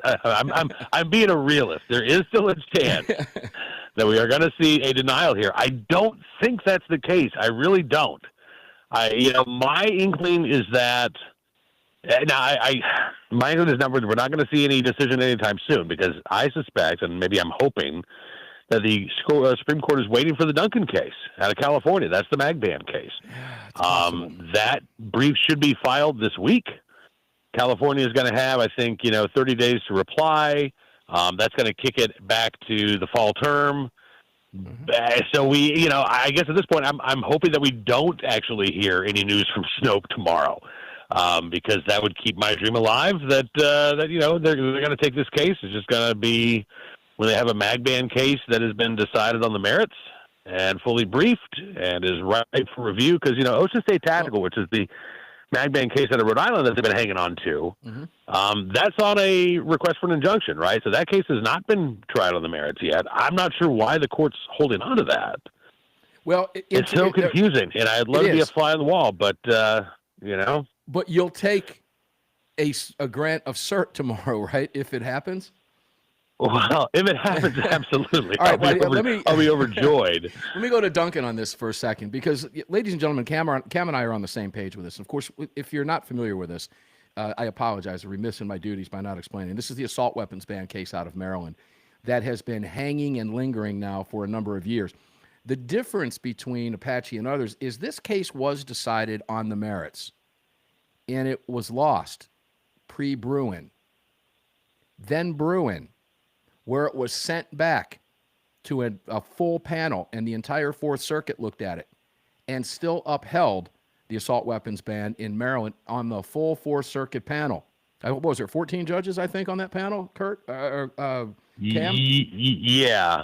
But there was another step, right? Because it actually went back down to a 3-judge panel on the Fourth Circuit. They heard oral arguments in December of 2022. They waited more than a year and didn't release their opinion. And what I think, I think it's kind of, I don't know that it's been confirmed, but, the rumor was that they were sort of just out of professional courtesy waiting on the dissent who would have upheld the ban to file their brief, and then they were going to publish it all together. But they were going to strike down Maryland's gun ban. And while we were waiting for that opinion to come out, that's when the en banc panel said, you know what, actually, we're going to go ahead and hear this case, all 14 of us. Right. And never mind all that work that you've done, 3-judge panel, no longer necessary. Yeah, because we know what you're going to do. This has been, right. And then they upheld Maryland's ban by saying that AR-15s are like machine guns. They're unusually dangerous. So they're not protected by the Second Amendment. Just this, again, egregious decision. But as you say, this is ping-pong back and forth. This has gone up and down. So it is a little bit different than Apache. That's why I don't think it's going to be denied. That's my gut feeling, ladies and gentlemen. I'm only giving you my opinion as the host of Armed American Radio. I share the trepidation that you hear Cam talking about. There's no doubt, because it has been an emotional roller coaster. But when you just step back objectively, and I'm talking about me personally, you feel the way you feel, ladies and gentlemen, when I step back and look at this, knowing what I know about this case and having followed this over the years, I don't see a denial coming here, particularly with the shenanigans that Cam just explained to you very eloquently of what happened in that Fourth Circuit and why it was done. Now, again, we could be wrong, but I think there's enough conservatives on this court that likely feel like we do. We just don't know why it's not happening. But again, our fingers are crossed. Every single Monday for 10 a.m. When it happens, we'll let you know. We've got 2 more segments with the great Cam Edwards. Don't go away. We'll be right back.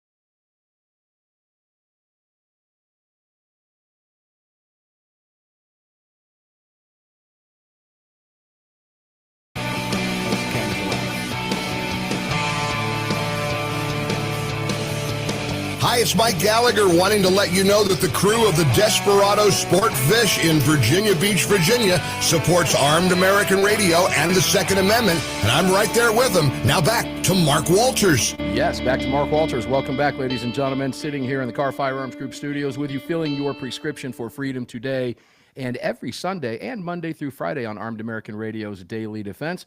Here today on the Sunday, we are in front of the very powerful Platinum 6-hour microphone on hundreds of radio stations around the nation. We thank all of our affiliates who have carried this show for many years and all of our new affiliates who have recently joined us. We appreciate that. We appreciate you, new listeners across the country. Thanks very much as we bring you the program every day from the Patriot Mobile Communication and Command Center, now being presented to you every day by the National Rifle Association 6 days a week. Ladies and gentlemen, start looking forward, please. I understand why a lot of people were upset with the NRA. I was one of them. But I am very well aware of what the NRA is doing moving forward. Start looking forward. I get it. I understand. And it's going to, some of you, it's going to take some time.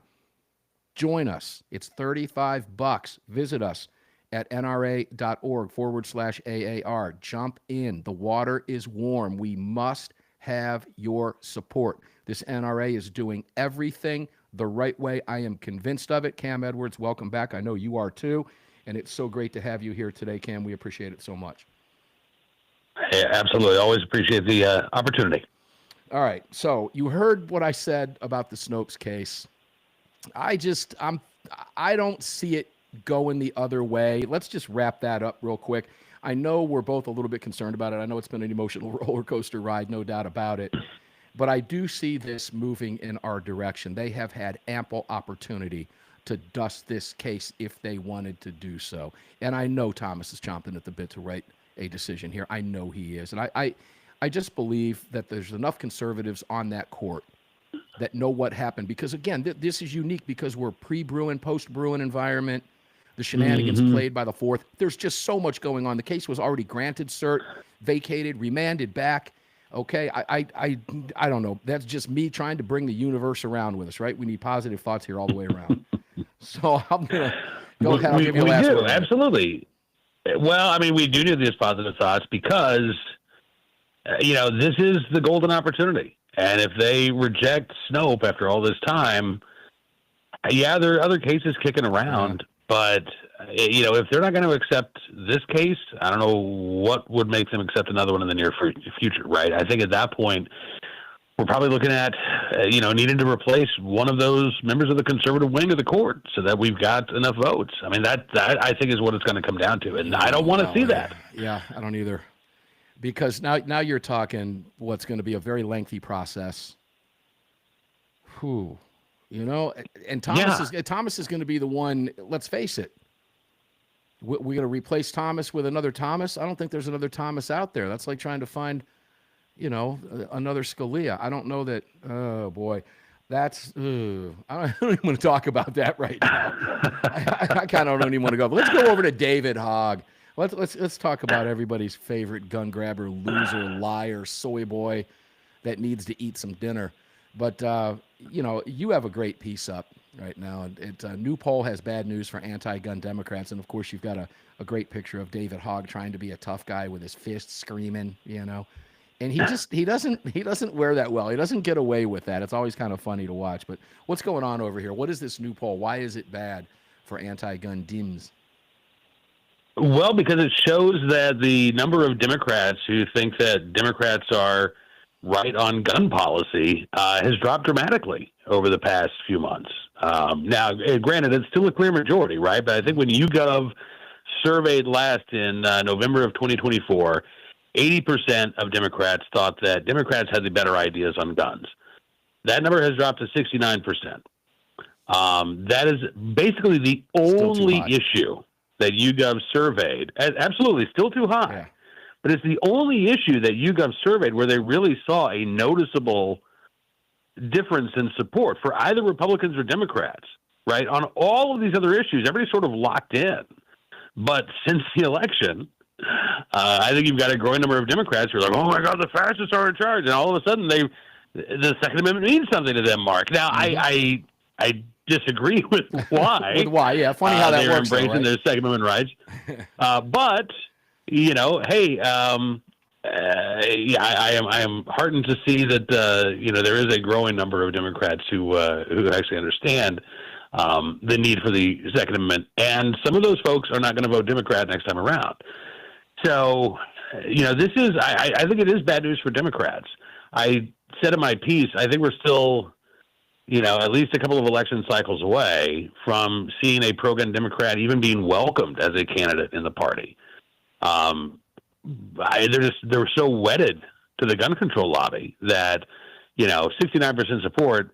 Nobody's going to lose much sleep in Democratic leadership over that. Yeah, I think they should. I think that's an but I don't interesting think they're topic going of to. conversation because the Democrat Party right now is so lost that it's conceivable that somebody with some common sense in that party says, "Hey guys, we're losing voters in the Union bloc. Look what's going on with Steele, Pennsylvania, Trump, UAW, everything else. That coalition Trump has built. He has stolen that coalition. He's done a phenomenal job doing it.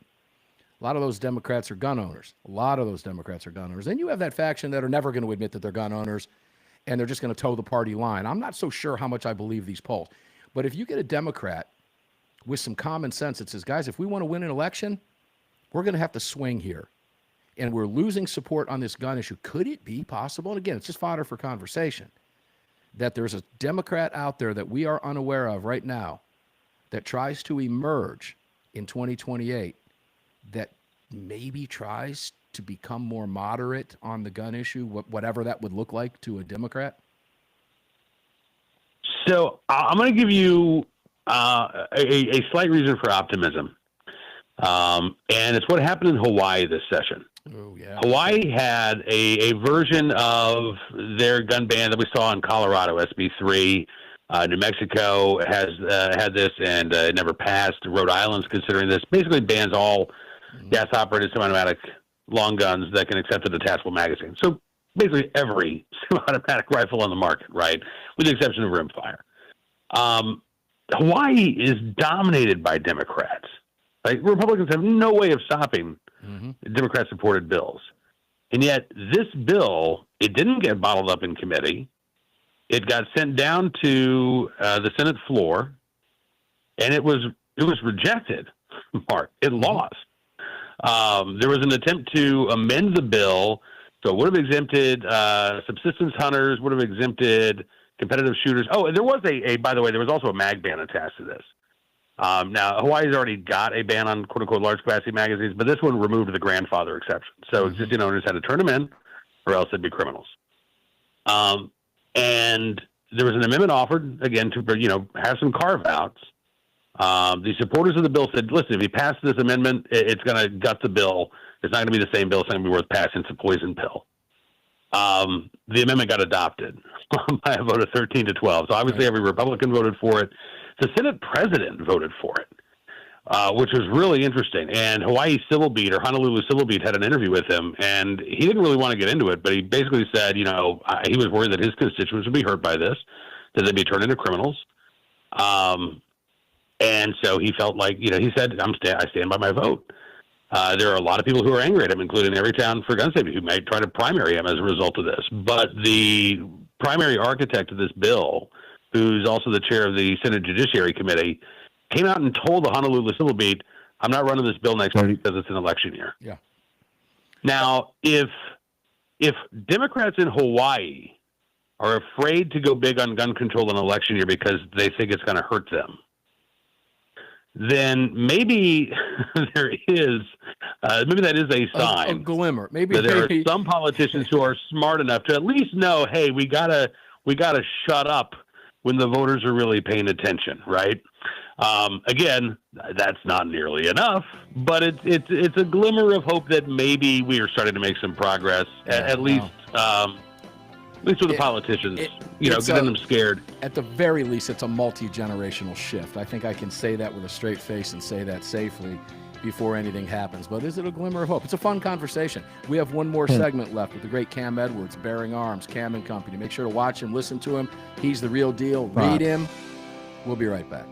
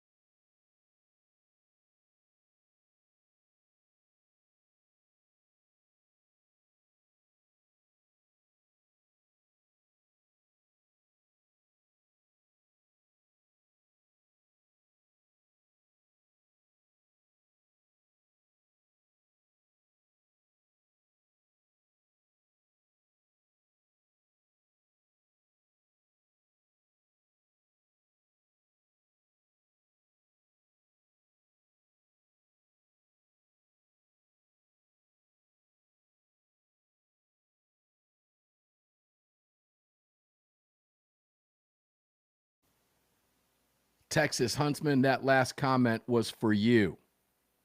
And you know what I'm talking about, brother. Yes, it's passionate for me. It is. It has to be, because we have to look forward, guys. We have to. So I dialed that down a little bit, but I appreciate you calling that out. Thank you for that. That's why we do what we do, guys. We're all in this boat together, ladies and gentlemen. I'll tell you one thing. It's kind of like a lottery ticket. Yeah, that's a waste of money. Until you win. Because here's what I can tell you.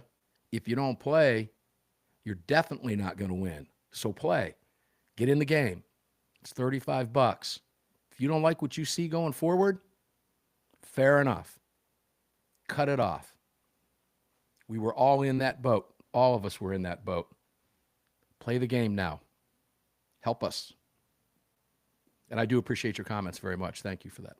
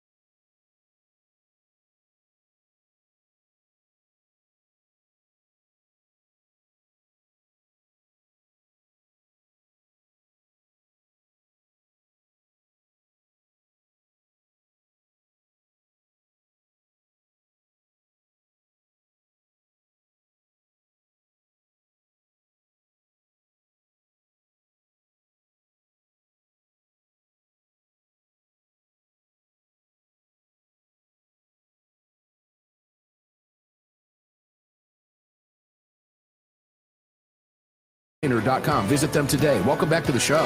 Yeah, welcome back to the show indeed. AttorneysOnRetainer.com. I'll be spending some really good quality time with those fine folks out in Arizona coming up next week. Be flying out there Wednesday. Have a meeting with some Arizona state legislators and going to be meeting with Mark Victor and Attorneys on Retainer over at the 960 AM The Patriot over in Phoenix. A beautiful studio. I've been there before and broadcast. It's always a lot of fun. We thank them for bringing Armed American Radio in. We'll be bringing the Daily Defense live from the Phoenix studios of 960 AM The Patriot on Thursday the 5th, 1 p.m. Arizona time, West Coast time, and of course that'll be 4 p.m. Eastern time. So make sure to tune in. You're not going to want to miss that. AttorneysOnRetainer.com. Real simple. AttorneysOnRetainer.com/AAR. Just go to Attorneys on Retainer at Armed American Radio. Click on it. Boom. And you're going to get $35 off your sign-up fee. And guess what? You've got attorney-client privilege instantly. It's that simple, and it is $35 a month for an individual to be protected and literally, truly have an attorney who specializes in nothing but self-defense cases. God forbid you have to use a firearm. AttorneysOnRetainer.com. You can also get a package for the family, which I have. I've got 4 members in it, myself included. It's $25 a month per person. It is worth every penny. It's called Sleeping Easier at Night, knowing that, God forbid, if something terrible happens, I've got somebody in my corner, not just one attorney, all of them working together on my behalf. It doesn't matter what state you're in, all 50 states, you've got attorney-client privilege instantly. Shut your trap, make a call to your lawyer. It is that simple. Welcome back in, guys. Armed American Radio now being presented to you by the National Rifle Association. Very proud of that association between the two of us. We've got some big things planned, and we're really, really excited about it. It's great to have the National Rifle Association, I'll put it this way, back. That's the way I feel about it. You can check out all of our great partners, including Attorneys on Retainer and Bud's Gun Shop, the National Rifle Association, Crossbreed Holsters, Car Arms, Sig Sauer. They're all available. AmmoSquared.com, HeavensHarvest.com. You can find them all at ArmedAmericanRadio.com. back to the studio line, Salem Network studio line with the great Cam Edwards from Bearing Arms. Cam, welcome back. Great to have you here. We got you for one more segment. So, we were talking about David Hogg, and I've made comments about David Hogg. Is David Hogg a school shooting survivor? Absolutely not, and I'll tell you why. Because David Hogg wasn't even in the building. Now, if you and I are at opposite, if you and I decide we're going to go shopping and we're going to go to a big mall and you got to go to one big store at the end of the mall and I'm going to go to the big store at the other end because you want to go look at furniture over there and I don't feel like looking at furniture with you. I want to go over and look at tools and stuff. And a fire breaks out where you're at because you're looking at furniture and a couch spontaneously combusts. And the fire, everything goes off, the alarms go off, the water starts flying down. You're smelling the smoke and seeing the flames, and you hightail your tail out of that building. You just survived a mall fire. I'm a quarter mile away down there going, what's going on? They're throwing us out. Am I a mall fire survivor? No. I'm just a guy who wondering what's going on a quarter mile away. I put David Hogg in that boat. And you've got a piece up from just 2 days ago. Everytown tries to distance itself from activists who falsely claim to be school shooting survivor. What gives? Yeah. Right? Not David Hogg, by the way. Right. Yeah. So this was in Kentucky, and it was earlier in the year. I guess it was back in March when this rally was held at the state capitol. And one of the individuals who spoke for Students Demand Action talked about surviving a school shooting in Dallas, Pennsylvania. Said that his best friend was killed, his brother was killed, and I believe he said there were 10 other students who were killed in this mass shooting, which never happened, Mark. Now, here's the thing. Obviously, this man, he's a young man now. He's an adult. I don't know what would compel somebody to tell such an obviously checkable lie, but they didn't check. I mean, that to me is the big takeaway here is that Students Demand Action Everytown, they were so eager to have that victim, right, tell that emotionally powerful story about, my God, losing their brother, they lost their best friend, that they didn't, I guess they didn't care if it was true or not, or at least they didn't care to check, to vet this person who they gave a microphone to. And again, I mean, you go back to David Hogg, right? And I feel the same way. I'm friends with Ryan Petty, who lost his daughter, Elena. He's a victim. David Hogg, as you said, was not even in the same building.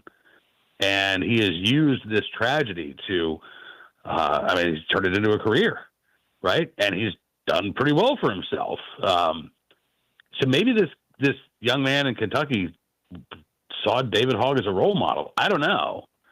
But, Everytown's now backing away. Oh, he was never a volunteer. Sure he was. I mean, he showed up. Well, that was going to be my question. Did they have him on a payroll? Do you know? I don't think they had him on the payroll. No, I don't think they had him on the payroll. But they certainly were eager to have him speak at this rally, right? And it's one thing if somebody shows up and attends. It's another thing if you say, we want you to tell your story. And from what I can understand, they wanted him to tell his story. Must have been a hell of a story. And it was a story, right? Yeah. Yeah. I've never understood the mentality of these folks. I've spoken to a couple of actual real school shooting survivors, one of them in Virginia Tech. And you know my history. I graduated college 9 miles away from Virginia Tech down at Radford. I know that area well, and I spent time at Virginia Tech traveling back and forth. Had a lot of friends that went there. So I was saddened when that happened, the Virginia Tech massacre, with Xuan Wei Cho went nuts, 32 people. And I met, and I won't name his name, it doesn't matter, but he and I were sharing time together in the green room at Fox News when we were both making an appearance together on separate panels, albeit, but on the Stossel show. And I had an opportunity to talk with him, and I walked up, and this individual had been shot 4 times, folks. Okay? He truly was a real survivor. And I asked him point blank, I want to know your thoughts on this, your honest thoughts on this. If we could wake up your colleagues today, 32 of them, and ask them, tell them, this is going to happen to you in 15 minutes. Do you prefer to be armed to defend yourself, or do you want to remain disarmed and die? How do you think they would respond to that? And I thought that was a completely legitimate question. And his response was, okay, fair enough. All I can tell you is more guns are not the answer. And I thought that was a disingenuous cop-out. I didn't say that to him. I feel terrible for what happened to him and for the friends that he lost. But I felt it was a legitimate question, and I stand by it to this day. And I asked it again. We have 30 seconds. I'll let you close us out with this. But he said no. More guns are not the answer. I felt that was a cop-out, Cam. I just don't understand the mentality. But he was on a payroll, by the way, for Brady. Anyway, I'll let you close us out with that. Well, I mean, listen, we just saw this attack in Boulder, Colorado, right? Yes. Boulder has their own ban on so-called assault weapons. Colorado has passed all kinds of gun control laws. And we just saw again, if somebody has evil intentions, they're going to figure out a way to carry out that attack. These gun control laws don't stop evil. They stop us from stopping evil. Oh, well said. We'll leave it at that. Cam Edwards, BearingArms.com. Am I missing anywhere? Cam and Company? We're good? We got you covered there? I don't think so. We're good. Absolutely. All right. Well, thank you for everything that you do, Cam. It's always so much fun to have you on the program. I love it. And I know our listeners and viewers enjoy it so much as well. Ladies and gentlemen, that's the great Cam Edwards. I'm not going to say he's a legend in his own mind. He ought to be, because he truly is a legend. Cam Edwards, Bearing Arms. Make sure to read everything that he writes, and make sure to visit Cam Edwards on Cam and Company and watch those programs. It's always fun to join him on those programs as well. And I'm sure we will be doing that in the very near future. Thank you, Cam, for being here and for everything that you do advancing our gun rights for us. Ladies and gentlemen, join the National Rifle Association. Thank them for jumping in with us on Armed American Radio. We'll be back in the roundtable 6 minutes after. You just filled your prescription for freedom with Mark Walters, presented by the You're talking too much. the National Rifle Association I couldn't hear on that, the Armed American coming back. Radio I could just Network. sense it. Got us out.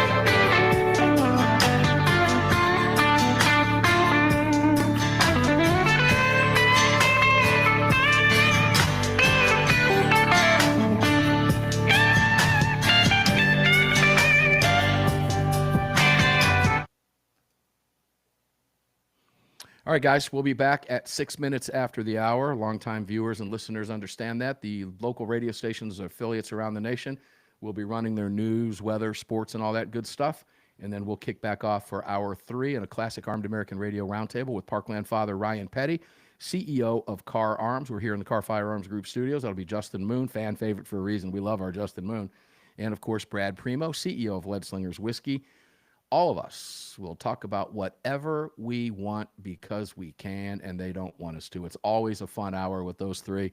Armed American Radio's Monster Cast continues at 6 minutes after. We'll be back with you. Hang tight.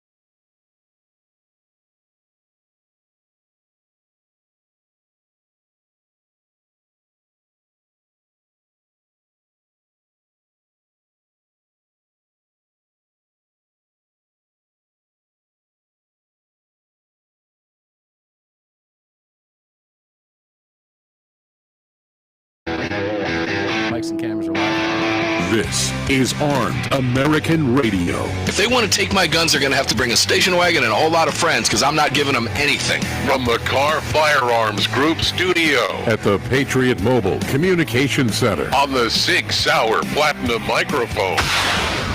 Proudly presented to you by the National Rifle Association. National Rifle Association. Here is your host of Armed American Radio, the loudest conservative voice in America fighting for your rights, Mark Walters. All right, here we go, ladies and gentlemen. Round 3, a classic Armed American Armed American Radio. I'll get it out. Armed American Radio. Who are we, Craig? We're almost there. Yeah. Armed American Radio's third hour roundtable. Yeah, you know, I tell you, man, I appreciate people that do a lot of radio, right? We do 3 hours on Sunday and an hour during the day. We used to do 2 hours a day. Yeah. We cut that back to 1 hour a day, and then we're going to move that eventually over to podcasts. There's been a lot of work that goes into that. But, you know, the 3 hours, I look at guys that do 6 hours a day, right? Ooh. A day. We've got a couple of those shows. Yeah, name the one out in Oregon. You know who I'm talking about? Maybe. I don't know. Right, I'll let you guess on that one when we come back. We'll talk a bit. Yeah, but he does. There's a lot of shows that come out of all over. Oh man, that's a lot of radio, guys. A lot of radio, and these guys are really good at what they do. But anyway, we'll forego all that. And we'll just tell you we're going to get a roundtable started for you right now here in the Car Firearms Group studios. So, Walters, moving on. So moving on. Thank you, AWR Hawkins. Is it time for him to call yet? No, he already did. So we continue here. Mark Walters in front of the Sig Sauer powerful microphone with you at the Patriot Mobile Communication and Command Center. And it's all effective today, being brought to you by the National Rifle Association. We are so proud of that new relationship. Man, we have had so many great conversations with the NRA. I'm just really excited to be partnering with them and working together with them. Some great things are going to unfold over the days, weeks, and months ahead. And as I've said before, if you're not a member of the NRA, you really need to be, ladies and gentlemen. And we make it real simple. You get a great discount. Just you can visit armedamericanradio.com and click on that NRA logo. It's right there on the front page. That'll take you right where you need to be. But if you don't do that, you can just go to nra.org/AAR. You'll get $10 off on the membership, and it goes up from there as you go through the different tiers. You can sign up for 1 year at $35. That's $10 off. You can go 3 years, you can go 5 years, you can go life. You get a discount either way. You get a cool hat, get to pick your magazine. And that simply says, thank you for supporting Armed American Radio. I love it. And guys, when I tell you that the organization is moving forward, they're not stopping. They're not stopping. They have put what happened behind them, and they are moving forward. It's remarkable to watch. Be a part of it, okay? Be a part of it. Don't look back. Look forward. Be a part of it, all right? That's how we win this battle. Forget shedding members. Let's start coming back to the National Rifle Association. If you've left the NRA, rejoin. It's real easy to do, and they're working on your behalf. It is the largest organization in the world supporting your gun rights, and I'm here to tell you, I can promise you this, without an NRA, you wouldn't have a 2A. That much I can promise you. The bad days are over. Move forward with us. We need your help, and we need your support. Okay, it's imperative as we go forward. We have so much work to do over the next 2 years. Good heavens. And I know we'll talk about that with our panel coming up. Greg, we're on Facebook.com, and you can watch us live, Facebook.com/Armed American Radio. Greg, take your stick away, and then we'll get into it with the group. All right, sure. If you want to watch the show anywhere else, you can head over to YouTube and Rumble and do a search for Armed American Radio with Mark Walters over there. At X, it's at AAR Mark. You can also head over to armedamericanradio.org and .com. Click the menu icon and make sure you select your watch live or listen live option, or you can check out the podcast for any previous episode. If you want to join our live chat, download Telegram, create your profile, and search for Armed American Radio Conversations. Who got in first? I'm going to bet it was Ryan Petty. Always Ryan Petty. Ryan Petty, Parkland father Ryan Petty, my brother, my dear friend. How are you today? Welcome into the roundtable. Mark, it's great to be with you. Congratulations on the deal with the NRA. I have been listening from moment number one tonight, and it's off the charts. There's 3,100 people watching on X. It's unbelievable. Congratulations. Oh, thanks, man. And it's going to continue to grow. And thank you for those. If you're watching on social media, please. The commies took our social media from us a while back, guys. Okay, we're going to talk about that with the crew. Let's go over to Brad Primo, CEO of Lead Slingers. Brad, how you doing, brother? I'm doing great, Mark. How about you? I'm doing wonderful. Thanks for being here. It's always good to hear your voice and always fun to have you on the broadcast. CEO of Car Arms, Justin Moon. I just saw Justin at the NRA convention a month and a half ago. Justin, how you doing, brother? Fan favorite for a reason, ladies and gentlemen. If you're new to the program, as we say down south, you're fitting to find out why. Justin, how you doing? Doing good, Mark. Thanks for having me, buddy. Oh man, it's a pleasure. It's always a pleasure, guys. And Ryan, I appreciate the kind words. I thank you for that very much. You know, John Comerford, the NRA ILA director, executive director over there, has some really, really big plans for the NRA, and I'm really enjoying what I'm seeing as far as what they're getting ready to do legislatively. And Ryan, I'll start this off with you, since I went to you first. But I mentioned at the outset here in the start of this hour that we've got a 2-year window here to literally make it happen. We could run into trouble in the midterms, Ryan. Let's not kid ourselves about that. The Democrats are going to make a big push. They're going to lie. Some are going to pivot to the middle. Politically astute. They know what they're doing. We talked briefly about that with Cam Edwards. They might even back down somewhat on the gun issue because the poll numbers don't look good for them. At some point in time, somebody in the Democrat Party is going to start figuring this stuff out. So we've got a 2-minute window. And from a legislative standpoint, with organizations like SAF in courts, FPC in courts, okay, Nagger, Dudley doing wonderful work out there. All right, now you've got the NRA that is just so fresh and ready to get going and looking forward. This is a great time for us to move forward, is it not, Ryan? This is the only time to move forward, and we've got no other choice. We're moving forward or we're losing, right? And so there's so many directions we could take this, but historically, Mark, the incumbent president loses Congress or part of Congress in the midterms. We can't allow that to happen. We really need Trump to have his full 4 years in office, and he's already a lame duck. We know that, but we've got to give him every opportunity that we can. Look, there's a lot of things not to like about this big, beautiful bill. I'm a fiscal conservative, and I think we're spending way too much money, and we're mortgaging our children's and our grandchildren's future.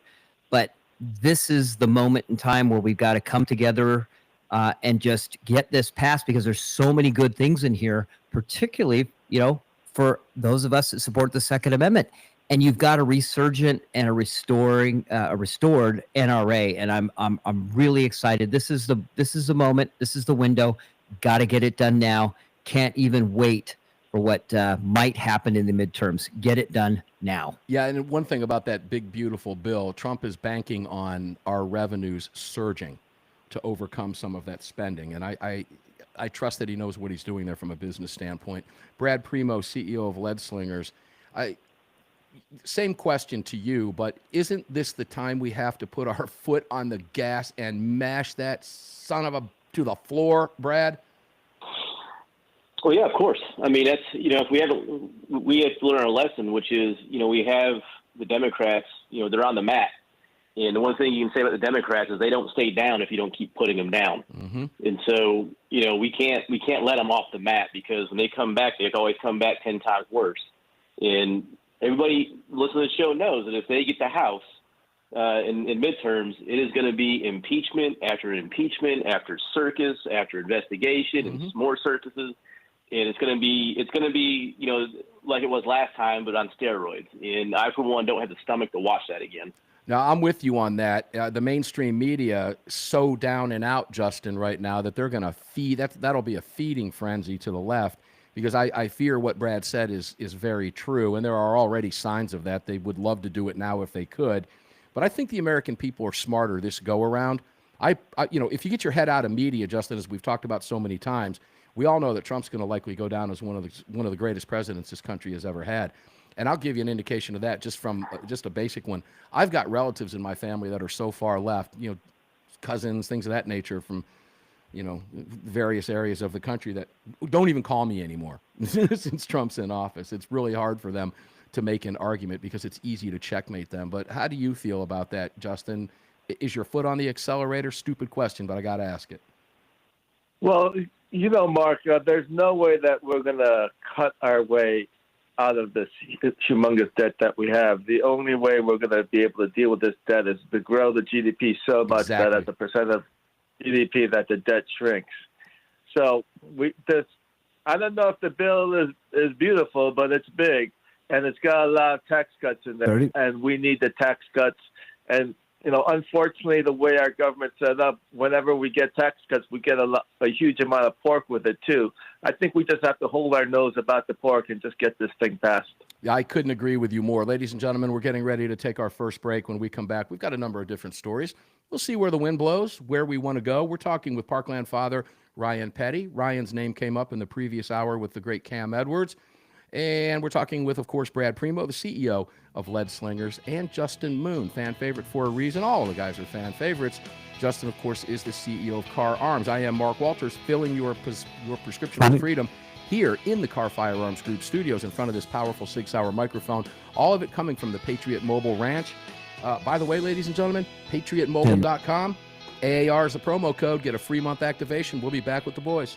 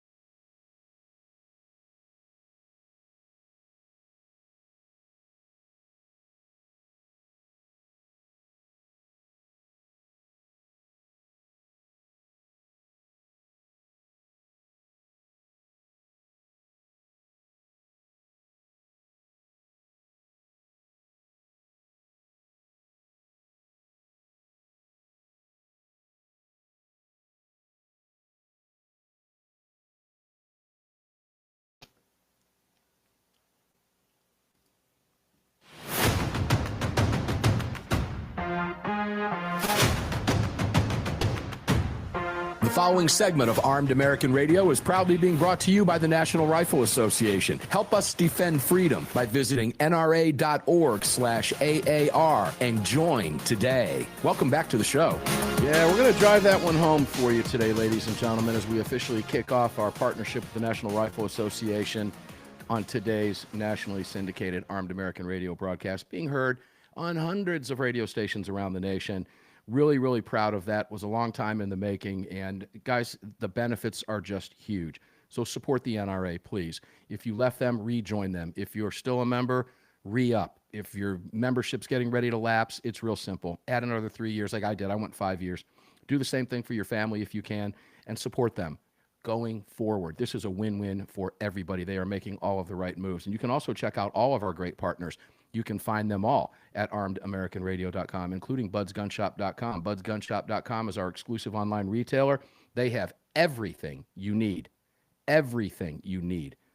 Everything you need. And you want everything they have. That much I can promise. Visit budsgunshop.com. Heaven's Harvest, you have an hour and a half from the sound of my voice right now to save 40% over there. If you're so inclined, use the AAR promo code. You're still going to get the 40% off regardless. But that says, hey, I heard about it on Armed American Radio. Let them know. Clayton Llewellyn and his family are just doing God's work over there. Believe me when I tell you, you'll sleep a lot better knowing that you have some emergency food supplies, okay? If anything happens to me, I know my family's going to eat for at least a couple years. They've got food. In emergency, they've got food. Even FEMA tells you, please, ladies and gentlemen, have something. And you can start really small over there. It's inexpensive to do, and you'll get 40% off if you get over there before midnight on the East Coast. So check that out, heavensharvest.com. Take advantage of that 40%. And, of course, attorneys on retainer. If you carry a firearm for self-defense, God forbid you ever have to use it, you need an attorney, you have one in advance. Don't go searching after the fact because you're not going to be able to do it. You need one now. Attorneysonretainer.com. AAR is the promo code. It's real simple. Just go to armedamericanradio.com, click on the Attorneys on Retainer, and you'll save $35 off your fee, your sign-up fee there. And it's $35 a month for an individual, $25 for your family members. If you sign up more than just you get a great discount, and you've got attorney-client privilege immediately. And if anything happens after that point, you are covered. You have an attorney on retainer right now on the only law firm in the nation, all 50 states, dedicated to one thing, self-defense. That's simple. Attorneys on retainer. Great partnerships at Armed American Radio that benefit you. Welcome back to the program, guys. We're in the Car Firearms Group studios with you on the Sig Sauer mic at the Patriot Mobile Command Center. Let's go now. We ended with Justin on that note in the previous segment. Ryan, I'm going to take it over to you. This is interesting, guys. I talked about this during the Daily Defense last week, but the Georgia Supreme Court, in a unanimous decision, essentially screwed 18 to 20-year-olds out of their right to bear arms by upholding Georgia's law because of the Georgia Constitution. Now, I'm going to read the right to bear arms clause, Ryan, Brad, and Justin, from the Georgia Constitution. And I want you to break it down for me, each one of you, please. Because they said, well, no, it's the Constitution. It's the legislature that has to make the decision. This is a constitutional issue. And here's the kicker to this, guys. Because it was Georgia Supreme Court and it dealt with the Georgia Constitution, there is nowhere to appeal.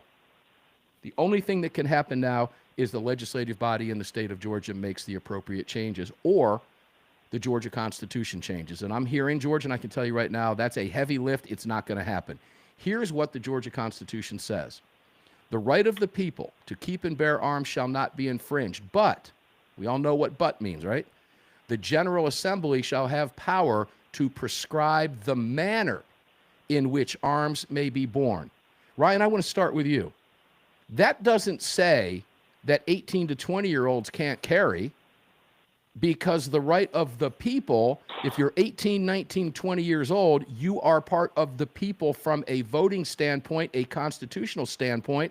I read that is how they can be carried, whether it be concealed, whether it be open, whatever they want to do, can't put it in a pocket, whatever they want to do, that's a legislative issue. But the way that is worded is clear to me, and I don't understand why it's not clear to the Georgia Supreme Court. Ryan, I'll start with you. Look, unfortunately, you've got a whole litany of judges across the country at the federal, state, and local level that I think, wish they were legislators at some point, and I either couldn't win the popularity contest and couldn't, win a seat in the House or the Senate, and they've decided to legislate from the bench, and so that's what we're seeing a lot of, Mark. And I think it's just a gross misreading, to your point, of the Georgia Constitution. But it might be time to change the wording of that Constitution to make this crystal clear to these activist judges that, again, wish they were in the other branch of government, the one they're not in, and they want to make law. And we need to get them back. We need judges across the board back, doing what they're supposed to be doing, which is interpreting the law and rendering judgments, not writing new law.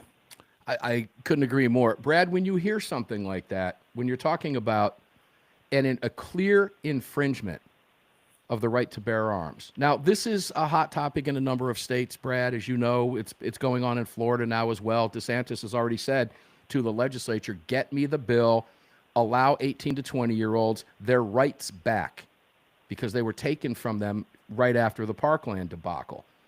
And I say debacle not meaning what happened at Parkland, but the politics that followed. Let me be clear there. The politics that followed there, and believe me, we don't have time to get into all of that. It was a political mess. You had Scott running for Senate. He was the governor at the time. The media pressure was intense. You had 17 dead people. It was ridiculous what happened politically. But when you hear the wording like that, Brad, what's so hard to interpret about that? I don't know. It just seems like it's common sense. And, effectively what that court has done and what other courts and legislatures have done is that they've created a second-class citizen out of people who are 18 to 20, and that they are not apparently allowed to exercise all of their rights. And, you can vote, you can join the military, you can do just about anything you want to at 18, but exercising your Second Amendment rights in a lot of places is still not allowed.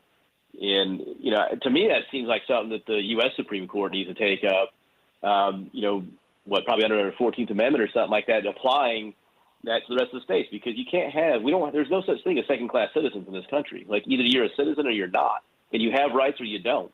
And this idea that you can be drafted against your will and sent somewhere to kill or die, but you can't own a gun. That doesn't make any sense, and it's twisted. It's absolutely twisted. Yeah, and the McDonald decision in 2010, by the way, let me point out, was a 14th Amendment case that was McDonald v. Chicago, brought by the Second Amendment Foundation. That was won. Justin, we're getting ready to take a break. When we come back, we'll go directly to you. But the McDonald v. Chicago decision did incorporate through the 14th Amendment the Second Amendment to the states. The problem, as I said, here in Georgia is because it's a Georgia constitutional issue, and it was the Georgia Supreme Court, there is absolutely nowhere to appeal. John Monroe, the attorney on that case, was also the attorney on my case against OpenAI, made it very clear during an interview, there is nowhere to go to appeal. So it gets tossed right back to the legislature. Methinks the legislative body in the state of Georgia is going to be under significant pressure in the next session to do something about that. But we don't have a crystal ball. We can only hope and pray that that's the case, that we make some moves on that. Justin, when we come back, we'll go to you. Armed American Radio's Monster Cast. The roundtable continues right after the break.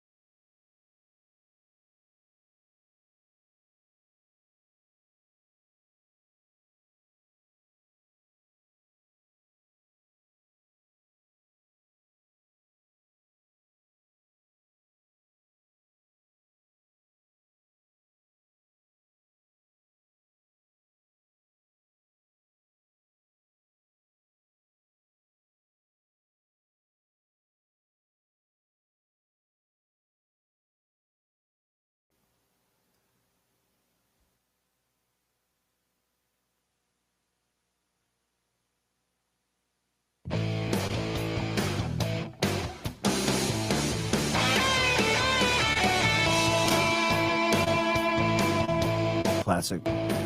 Hi, I'm Dr. Sebastian Gorka, letting you know that the Desperado Sport Fishing Crew in Virginia Beach, Virginia supports Armed American Radio and our right to bear arms. Now, back to Mark Walters. I love Sebastian Gorka. He's such a good friend. Now, back to Mark Walters. I just love Gork, and he just puts it right in their face, man.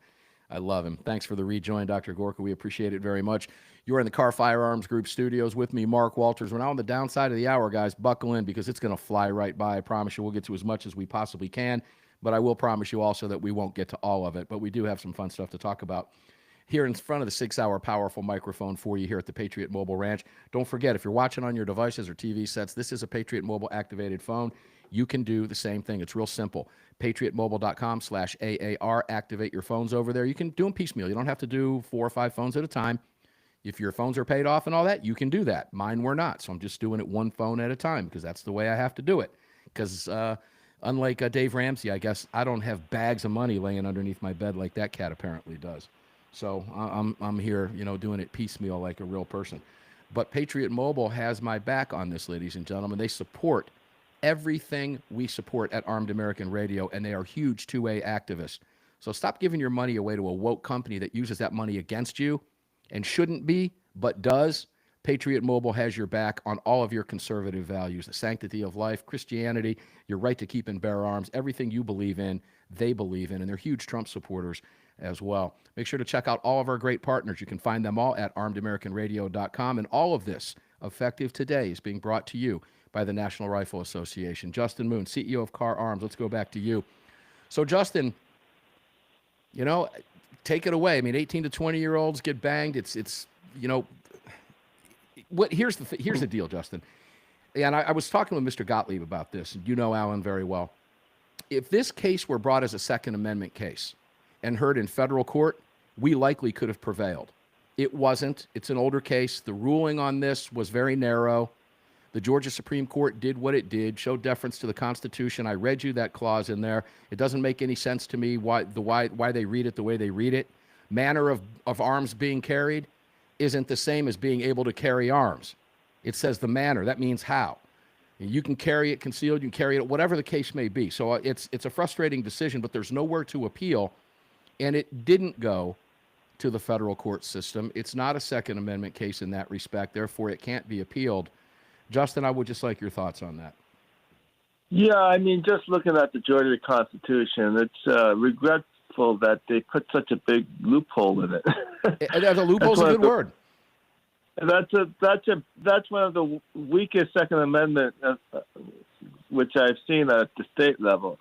I mean, up here in Pennsylvania, we have a radical leftist, court, but they haven't been able to infringe our Second Amendment too much because it says, in the Pennsylvania Second Amendment, it guarantees the right of citizens to bear arms for defense of themselves and the state, and the right cannot be questioned. So they've had a hard time with that one.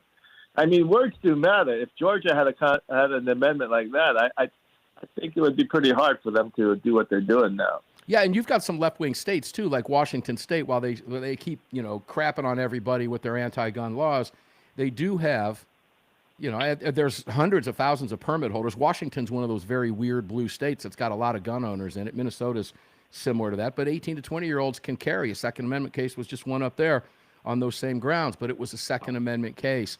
It wasn't a state case that was so narrow here through the Supreme Court, and because of that, so it's a mess.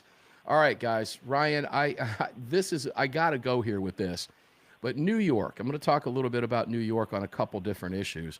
New York is now pushing to criminalize, again, sharing 3D printed gun files online, and this time, according to Scott Whitner over at The Truth About Guns, we love those guys, I'll quote, New York lawmakers are once again attempting to criminalize the online distribution of digital blueprints for 3D printed firearms and auto sears, this time with updated language and renewed backing from Manhattan District Attorney Alvin Bragg. Ooh, it's like a bunch of kids on a field saying, ooh, we got Alvin Bragg. We just got Alvin Bragg. Like, this guy's the end-all, do-all. This guy's a partisan, lunatic, left-wing hack commie if I've ever seen one. But on the flip side over here, we now have Letitia James, who is fining Walmart $16,000 because their guns, as Cam Edwards said, their toy guns they're selling apparently don't look toy enough.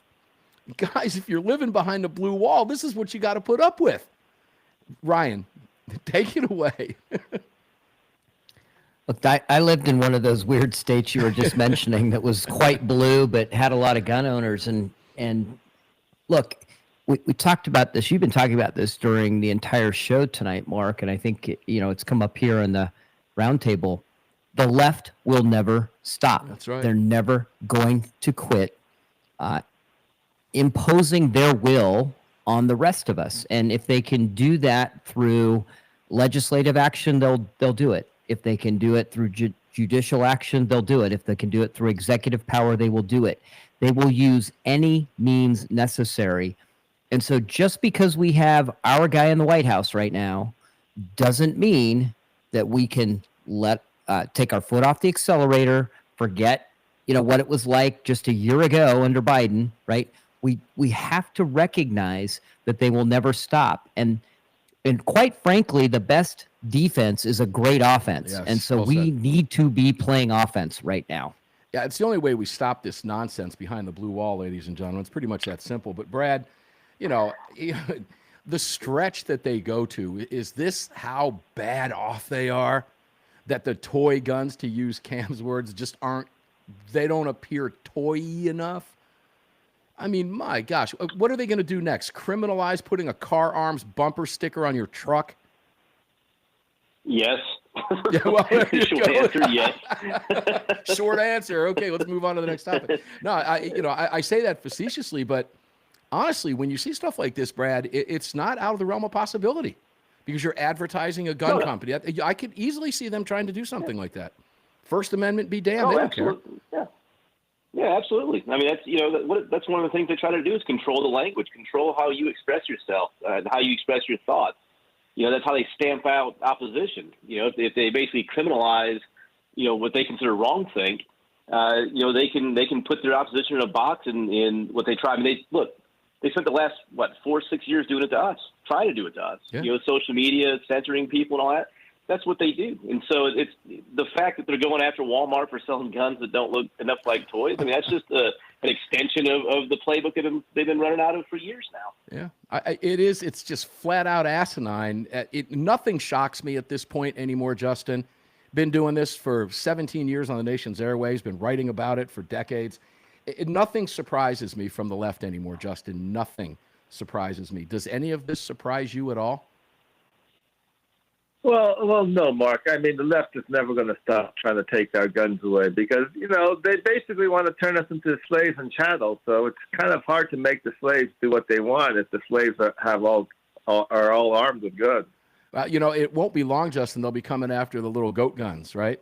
We have that sponsor, Yeah. Goat Guns, out there. Those toys are fantastic. I've got a couple of them sitting right over here and a couple of them sitting up on the shelf here in the studio. Too far away. If they were at arm's length, I'd put them up in front of the camera. They're wonderful, guys. By the way, so here's the cheap plug.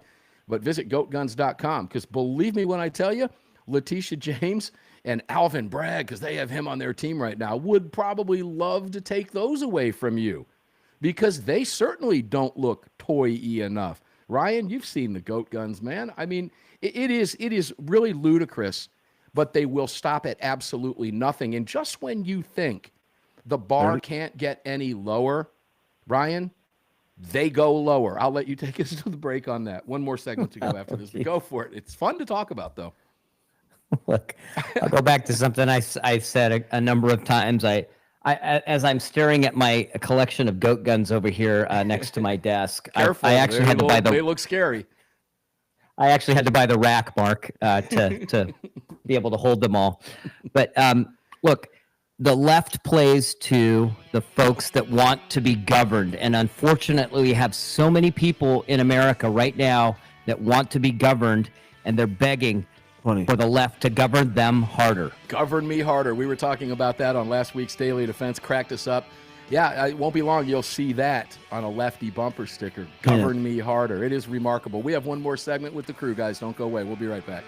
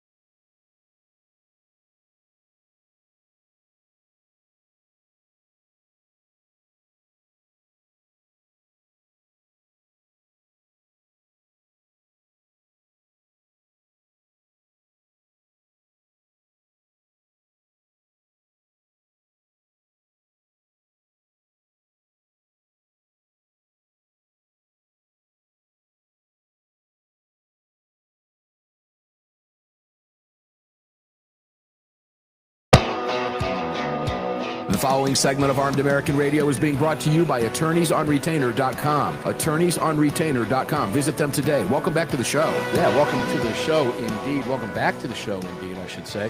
Guys, Attorneys on Retainer, you've heard me talk about them. They're the real deal. I will be out there in Arizona on Wednesday, and I'll be spending a great day with the Arizona legislature, be having lunch with Quang Nguyen, the chairman of the House Judiciary over there. Quang, you're probably listening to the show. I love you, brother.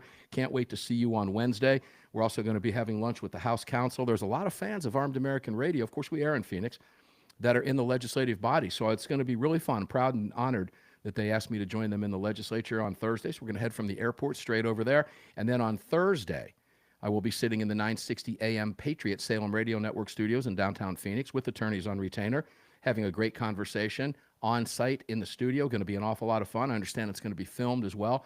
So we'll get all that out to you. It's going to be a blast. And Friday, Andy Hoosier, KQAM, Wichita's Big Talker. We love you guys, KQAM, and we love Andy Hoosier. He is the voice of reason. He'll be sitting in the chair for me on Friday, and we'll be traveling back late night on a red-eye, literally an 11:55 departure Saturday evening, getting back to the ATL at 6:02 a.m. in time to bring you the Monster Cast. So needless to say, it's going to be a long day, but I've done it multiple times, and it is a tremendous amount of fun, and we're going to have a lot of great information for you as I get to watch that legislative body kill a couple bills right there in front of my face. I understand they're going to give me a shout-out on the floor. That's pretty cool. So fun stuff all the way around. Guys, obviously, this is the final segment, our first show as presenting sponsor with the National Rifle Association. We're very, very proud of that. Please join or rejoin the National Rifle Association. Come back if you left. Now's the time. The water's warm. Get in. We need your support. These next 2 years are absolutely critical. Welcome back to the Carr Firearms Group studios for the final segment of the roundtable with us on a Sunday. Greg, where did I leave off with Ryan? Did I leave off with you? He took us to break. Oh, Ryan took us to the break. Okay, so we'll go over to Brad because it's always fun. Brad, now we love our sheriffs, right? Brad, you've got a law enforcement background, brother. Yep, sure do. Sheriff, oldest elected office, constitutionally elected office in the country. Most people don't know this. We talk about it a lot here. We've had a number of sheriffs on the line with us over many years on the program, many of them, and 3 of them still current sitting sheriffs right now. We'll bring them back. They're always fun. Kurt Hoffman in Sarasota, Florida. Mark Daniels down there in Arizona. Try to hook up with him while I'm out there. And Jerry Sheridan when I'm in Phoenix, trying to set up a meeting with him as well.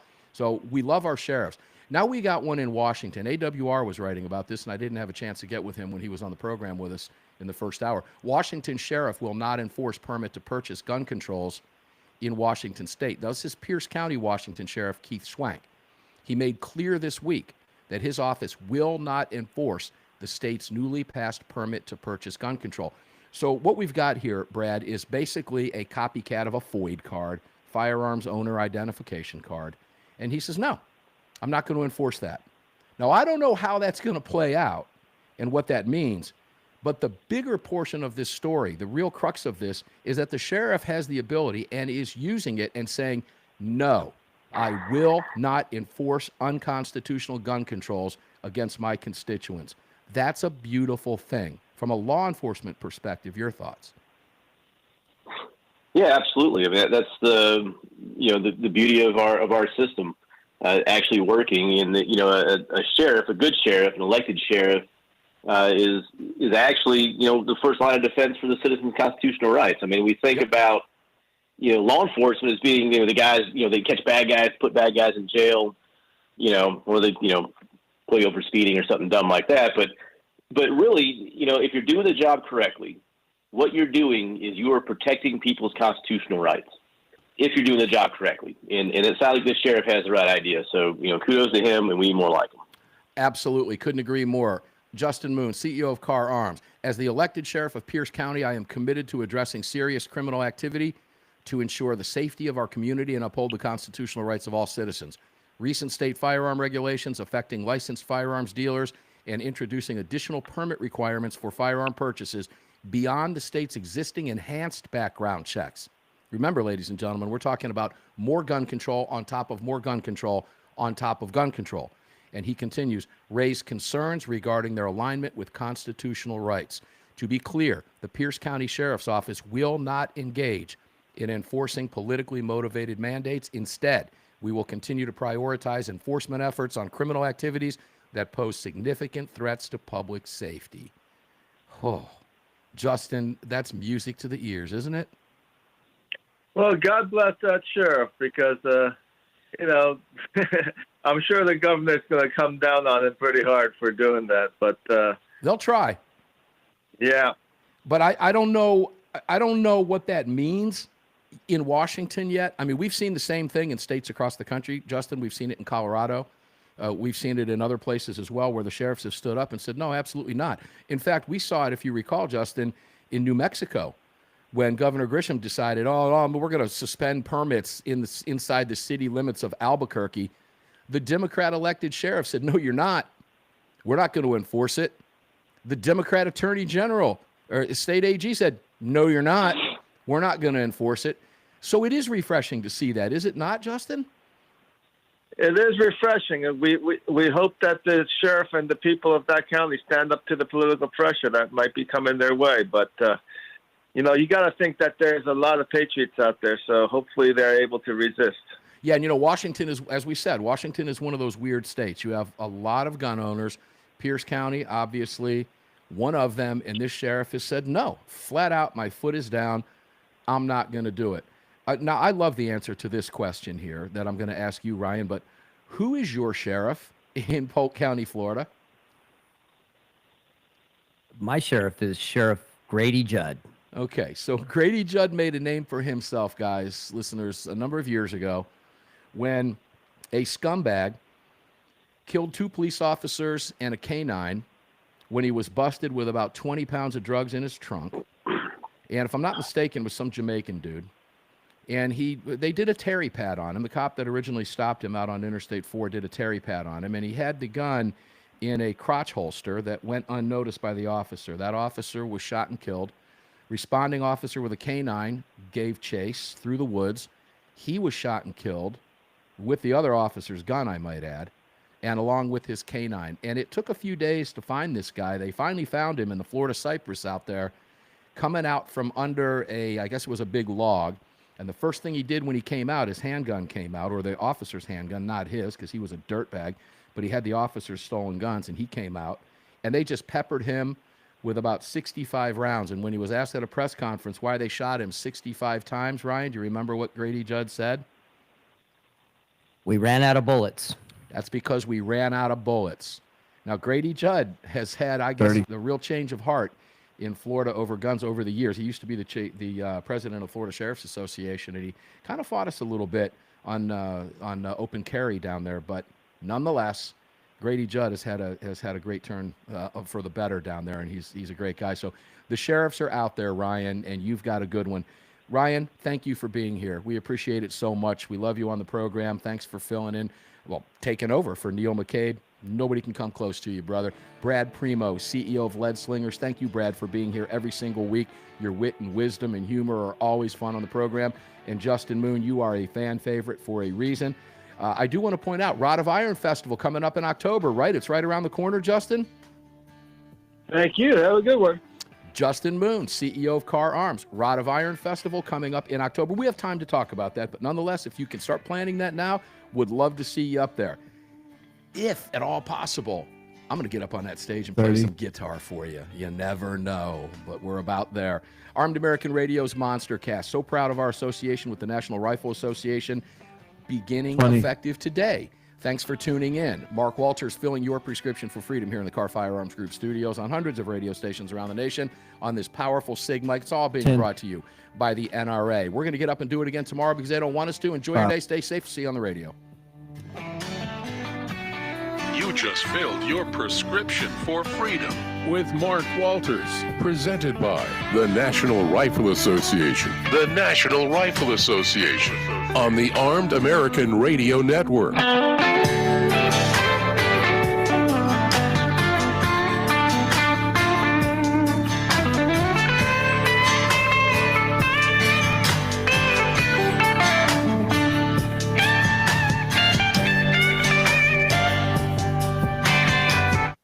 All right, guys. Thanks for being here. Appreciate it very much, man. Proud of our association with the NRA, and we hope you join or rejoin that organization and help us as we move forward. There's a lot of work to be done, and we need the power of the NRA behind us, and they are heading in the right direction. All of our great partners, you can find them at armedamericanradio.com or .org. We got them both covered for you. Thank you for being here today. To the many thousands of you that were watching on X, we appreciate it, and all of our other platforms. We're going to get up and do it again tomorrow because they don't want us to. If you're not subscribing to the Armed American Radio podcast, please do. You can subscribe on your favorite podcast platform and never miss an episode of the live national radio program 6 days a week by podcast. Thanks, guys, for being here. Appreciate it. Remember, never leave your cave without your club. Enjoy what's left of your day, and we'll see you on the radio tomorrow.